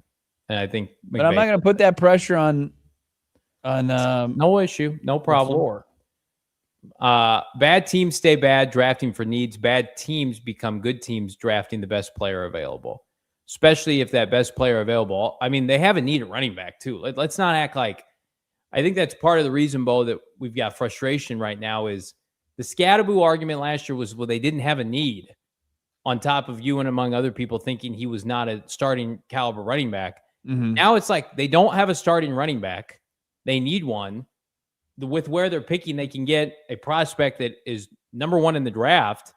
And the other areas of need, sans David Bailey, the players we like, we don't love, or a lot of us like, we don't love. So that's where this thing gets messy. Yeah. I don't think you're not sure, right tackle's a need, but it's a premium position. And if you're taking the best player at a premium position, it's a lot easier than just saying, "Hey, we're just taking straight need." Like you're drafting third, you're going to take the best player at that spot in this draft. How about Kojo Nation became a PHNX Sports YouTube supporter? Glad to have you on board. Let's go. How about Adrian? Really wanted K1 to succeed here. Broken heart emoji. It's tough. Bo and I both wish Kyler Murray the best. Yeah. My cousin just sent me a picture. He was at Kyler Murray's softball game last year, and after the game was over, he signed, I think, my son's either jersey or football. We were standing right there. I mean, he's a good guy. Jeff, $10. JV versus Bo, my second favorite heated rivalry. What's your first favorite? Oh, Johnny. You don't know? Oh, yeah. That's right. I forgot about that. That story. How about Evan? Why are we looking long-term when the combo for this offseason has been Monty being desperate for his job and needing immediate impact, Bailey or Love? That's right. Because Bo is thinking conservatively, and you don't necessarily want a general manager going rogue to save his own job. But if you listen to Michael Bidwell, it does feel like that's what they want. That's what Michael Bidwell wants to do, is that he wants to get this team viable and winning and being a good product next year. And I do not believe Bo thinks for a second that Francis Mauigoa provides more of an impact to Jeremiah Love in 2026. There's no way you can believe that. For this first year, you're talking to me about long-term cap ramifications and rookie wage scales. I'm talking about when we go to camp in July and August, Francis Mauigoa, who's never played an NFL snap, or Jeremiah Love in the I formation, there's no argument. There is an argument as far as keeping your quarterback upright and creating. You're just assuming like they're not going to. Mauigoa is the best run blocking tackle in this draft. That's not up for debate. So, like, if you're gonna go find that on the open market, you're gonna pay a premium. You're gonna pay like $20 million for that tackle. So I'm not going to snap out of it. I'm actually going to snap into this huge $100 super chat after such generosity from Ranger yesterday, giving 100 memberships, that's like a $500 tab right there, giving us another $100. Loves the Tillman jersey addition to the studio. So Tillman is the reason I joined the Army from our guy Ranger. I went to Iraq and got injured, but he lost his life. Hashtag Tillman gave all. That's right. Thank you so much, Ranger. We joke around on this show, but those kind of super chats are so humbling. Yeah. We thank you for your service. Yes. It's unbelievable. I'm sorry to hear that you were wounded in action. We appreciate your sacrifice, but of course, to your point, Pat and so many others making the ultimate sacrifice, and he is just a true hero, and it transcends sports. It's just it's the Tillman race is going to come up here at the end of April. It's always a great event, and just remember, Pat as a Sun Devil and a Cardinal, it's something that you can wear as a badge of honor as a Cardinals fan, Sun Devil fan. I'll never forget growing up in Illinois. My dad was my high school football coach, and it was late. I was working out. It's like a freshman in high school, and he came up to me and he was like, Pat Tillman just enlisted and is going into the Army. And I'm like, what? That was before like Twitter and before like internet news. And I'm like, that has to be fake. Mm-hmm. What are you talking about?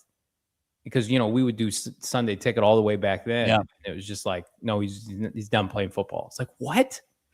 Unthinkable. Thank you, Ranger, for that huge super chat.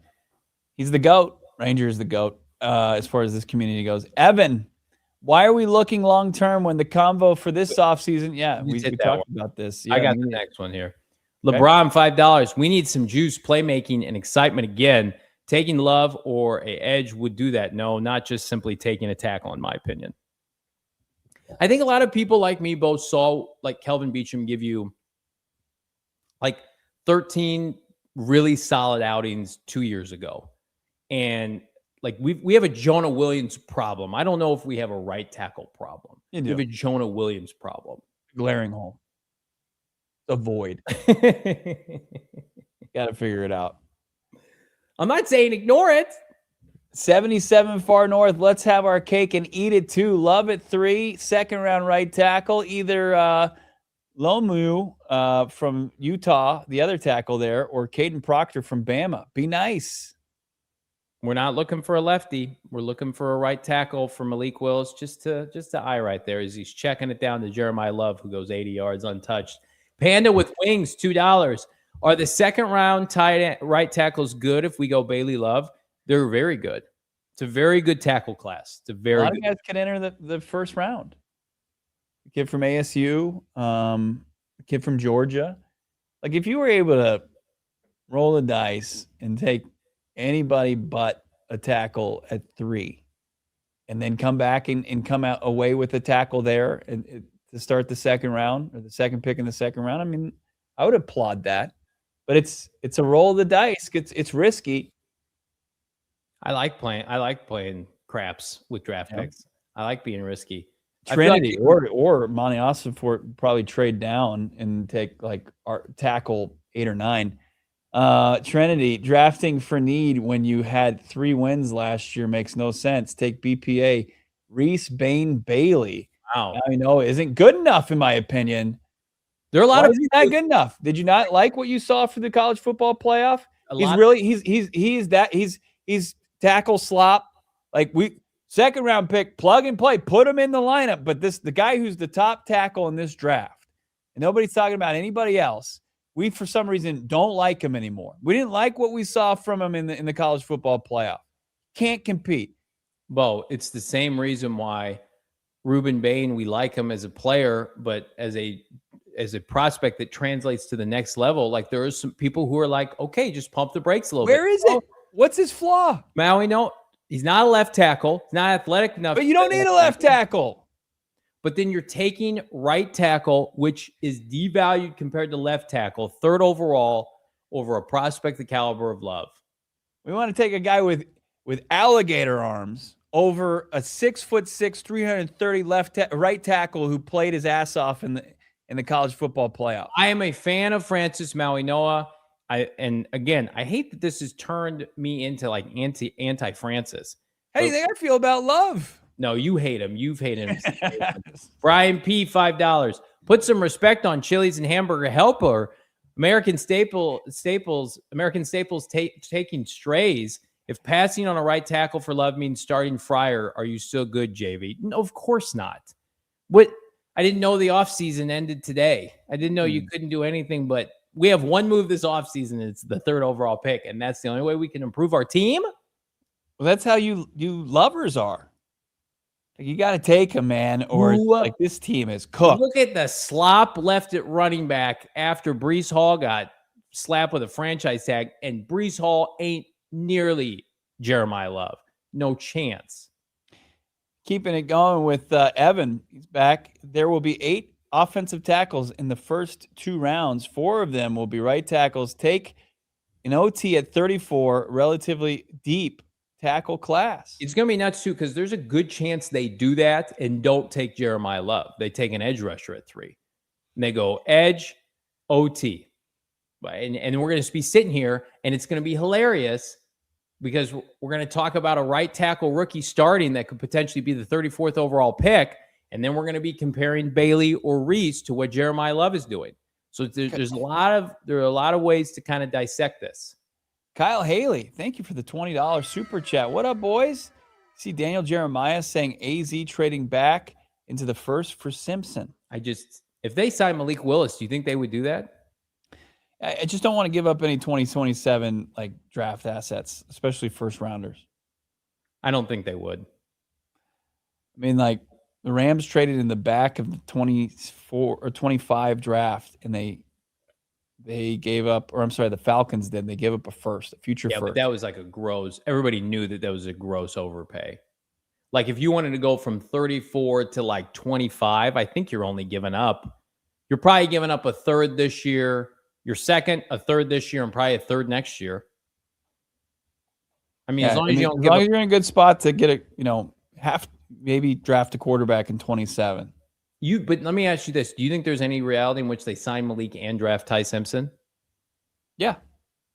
And have Jimmy Garoppolo? That'd be pretty nuts. Like if Ty Simpson somehow made it through round 1 and he was there to start round 2. Yeah, you definitely do that.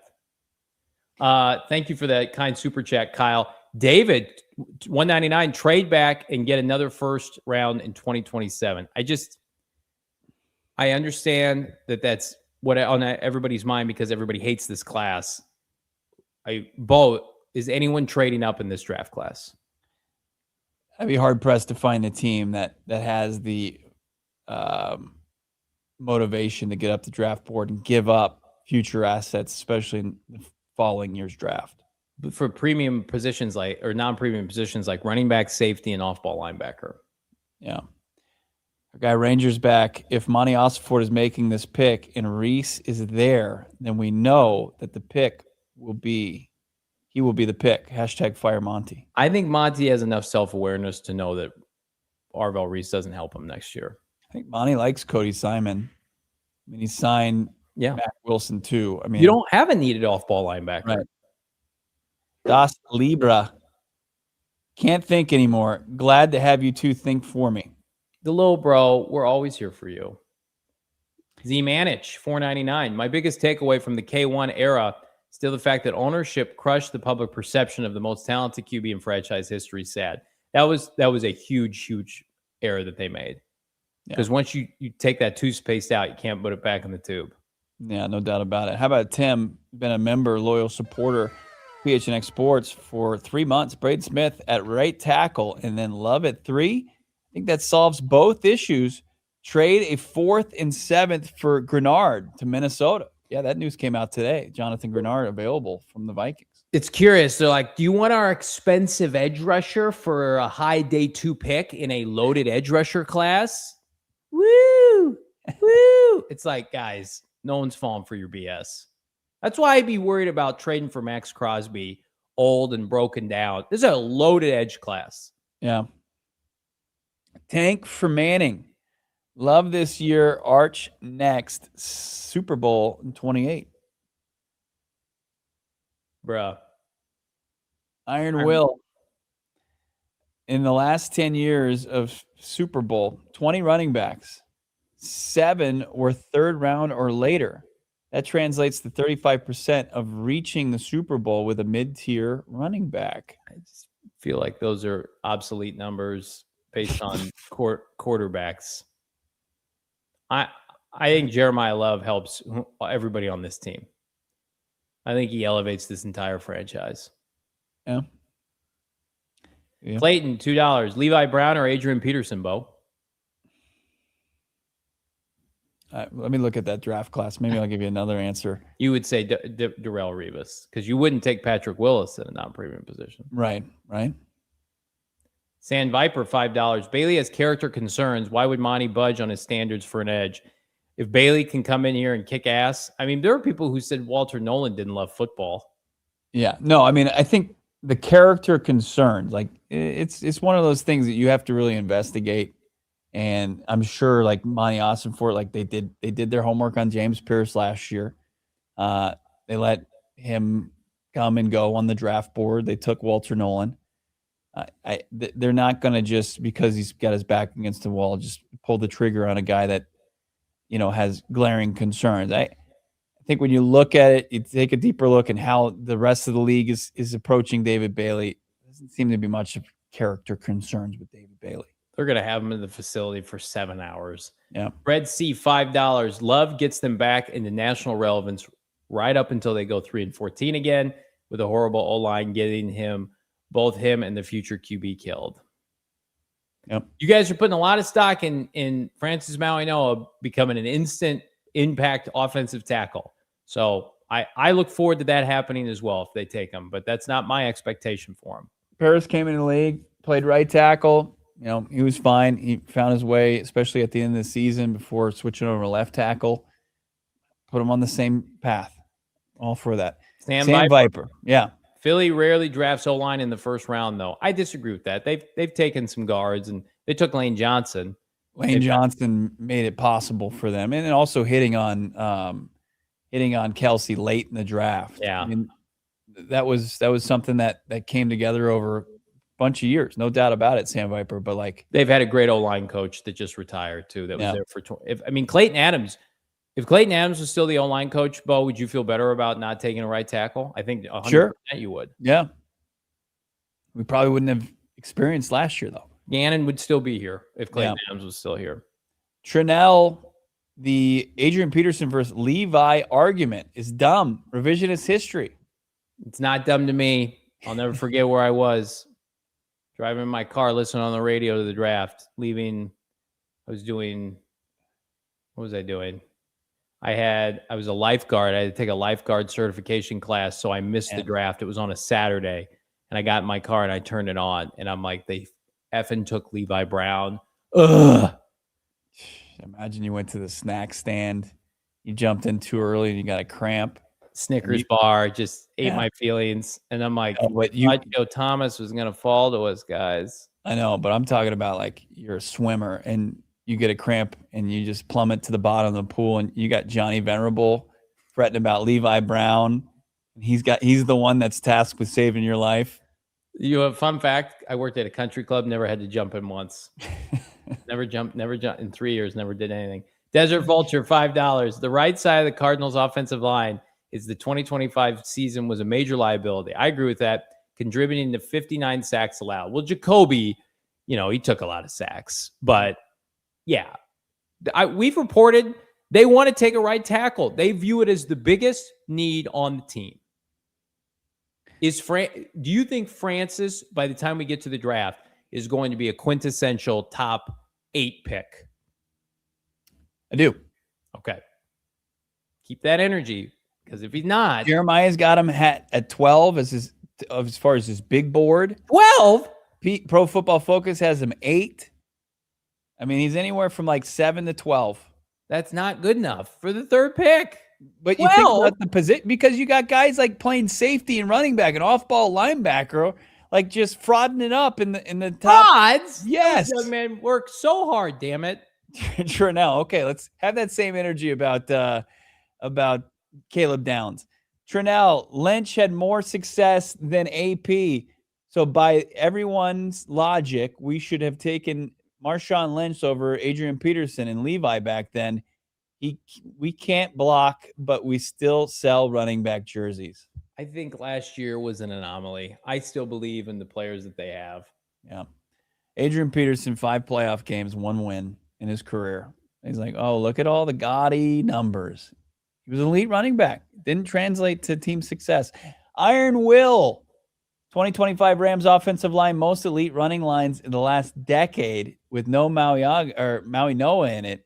They were 2nd, 4th, and 5th, 6th round and 1 undrafted. More you know. More you know. Who's going to end up with Jeremiah Love? The Cardinals don't take him. I think Tennessee right afterward. I think old Baldy is going to take him. The bald staff. Sand Viper.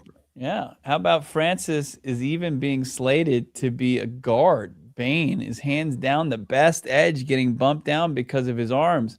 Hold the line for Bain. The line is broken on Bain. There is no holding the line for Bain. He actually reached out. He didn't reach it. His little arms can't help him hold the line. Arvell Reese is not half the player Ruben Bain is. I agree with you. But these dumb projections, how the NFL works. Skinny ass Pedro, $199. I'm blinded by love at 3, and I'm not mad about it. You shouldn't be. Wear it with pride. Show your love with pride. I think the reality we live in today, I appreciate that type of energy. I appreciate those who are just like, it'd be fun. But we just have been robbed of trying to convince me that it's the right move and the right approach, you're not. But if you're just like, you know what, damn it, let's just go full YOLO on this one and just take a running back. Like that's the only acceptable answer, because you guys trying to make the case for it, you're missing me with it. There's no logical, explanation for it. There's too much history and data that proves it's the wrong move. He's a unicorn. David Shell, $5. I like Murray except the last 2 seasons because I'm so over the Murray show. Glad he's out the door and good luck to him. It's with Kyler Murray being released. Talking Jeremiah Love for half the show. Hey, Ryan P. K1. Yeah. Ryan P. Shouldn't the comp be Joe Thomas or AP? Both top prospects, the positions from that draft. Looking forward to the draft party. Hashtag not Reese. If there was a Joe Thomas, Brian, then the Cardinals would have already submitted the ticket. There's not a Joe Thomas in this draft. And I think that's my counterpoint to what Bo is saying. There's a chance there's an AP in this draft. There's no Joe Thomas. And I think that the argument like that he's not Orlando Pace or Joe Thomas is a poor one. It's like, I'm not asking you to go take a Hall of Fame tackle as much as you'd love for that to be an option.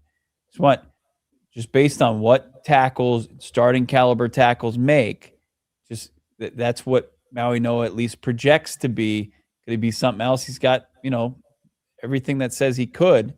It's just going to take, the Cardinals' behalf to develop that and really kind of get that value out of it. Roundhouse Mouse. We will never forget you, Tyler Curry. What's that from? Just he's making a joke like we already forgot Kyler Murray's name. David Shell. I really have to explain that? I remember when Aqib Talib called the Cardinals game. What was he calling Kyler Murray? He's calling him something different that whole game. $2. RIP Pat Tillman, never forgotten. That's right. We'll leave that jersey up now that K1 is gone. We have over 800 people watching. This podcast has been live with Bo kicking us off for over 2.5 hours. Hit that like button. Do us a favor. Subscribe to PHNX Sports here on YouTube. Anything we didn't cover, Mr. Brack? No, I mean, we got into, Barry's report that he heard around the NFL Combine that he expects James Conner to be released. Other than that, that's got to be coming down here in the next couple of days as well. Like, Kyler Murray was the largest domino, the biggest name, but it's not the last as far as the Cardinals is. They kind of prime this roster for tampering on Monday. Yeah. James Conner is not long for this roster, and this offensive quarterback room is going to go over a facelift. Could we see a Jacoby Brissett trade here in the coming days as well? That would be absolutely electric. But as of now, and if you just joined us, there was a report via the Miami Herald that basically said the Dolphins are going to be in on Malik Willis to a point. And I think Monty Ossenford you just open up that checkbook and say, Malik Willis, we're going to, I think it's fair to say like they could double what Miami offers for Malik Willis. They have no cap space right now. The Cardinals can come in there and say, okay, you're offering 15, we'll offer 30. I'm not saying do that, but theoretically they could. I just think Malik Willis, as much as we like him, he needs another team to emerge that has not emerged. Mm-hmm. Yeah, in order to get up to the numbers that worth being thrown around. And as Garofalo told us last week, your numbers weren't really talked at the Combine. They might start to exchange some preliminary numbers this week, but the real negotiations really kind of get going, and then that window opens. Another super chat. How about I'm Mr. Thomas? Feeling the Jeremiah Love pick. Draft a left and right guard, second and third, and then take a tackle later. Lots of good O-line depth in this draft. I think it's a great offensive draft for meat and potatoes, but Jeremiah Love is the cherry on top for sure. Like I outside Jeremiah Love, the more you dive into this running back class, the more I'm really underwhelmed. Here's the good news. It's like, we're going to know. They signed Kenneth Gainwell or Rashad White or Tyler Algier. Like, they're not taking him. But if they come out and they start signing tackles and guards, then I think it's definitely in play. I think free agency is going to be a huge tell. And the good news is we're going to be covering it all at nauseum here at PHNX Cardinals, Bo. I would even feel sympathetic that if the dagger in the Jeremiah Love dream to take it down is a signing of Tyler Algier, I feel bad about that too. I don't want to see that. You would have to own that on this show. No, I don't have to own anything. I would say I don't like that either. Hey guys, I know we've had some unkind debate, but I agree. I don't like that at all. How about Trinnell? Wasn't Lane Johnson selected 4th overall at right tackle? Yes, he was. In one of the worst drafts in modern NFL history of 2013. Go look at that draft. It's a horror show draft. But there is no Jeremiah Love might have gone 1st overall in that draft to Kansas City if he was in that draft. They have was that the Fisher draft? Fire up chips. No, Jonathan Coote. We had multiple guards in the top 12 picks. So 2013 was one of the worst drafts in NFL. Like Fisher, Jokel, right? Wasn't it like two edge rushers? The kid from Oregon, the kid from Barkevius Mingo from LSU. The running back this year would be the 1st overall pick in that Wasn't draft. Travis Kelce in that draft too? I don't know. How late was he in that draft? I'm not sure. I think I remember his rookie card looking like Lane Johnson. So Cardinals took a guard in Jonathan Cooper. Cooper looked great in camp, then he broke his leg. Never the same. Hit that like button. Do us a favor. Get us to 1,000 likes. We're going to ask for it. 1,000 likes here on the Kyler Murray is cut. Informed of his release by the Cardinal stream, Bo. Big thanks to Bo holding it down so I could scoot on in here. Big thanks to Noah crushing it as always. We're back tomorrow. Maybe some Mike G action later this week. That's right. Mike Garafolo, he said he would give us his quarterback, who he'd pen as the Cardinals' next quarterback.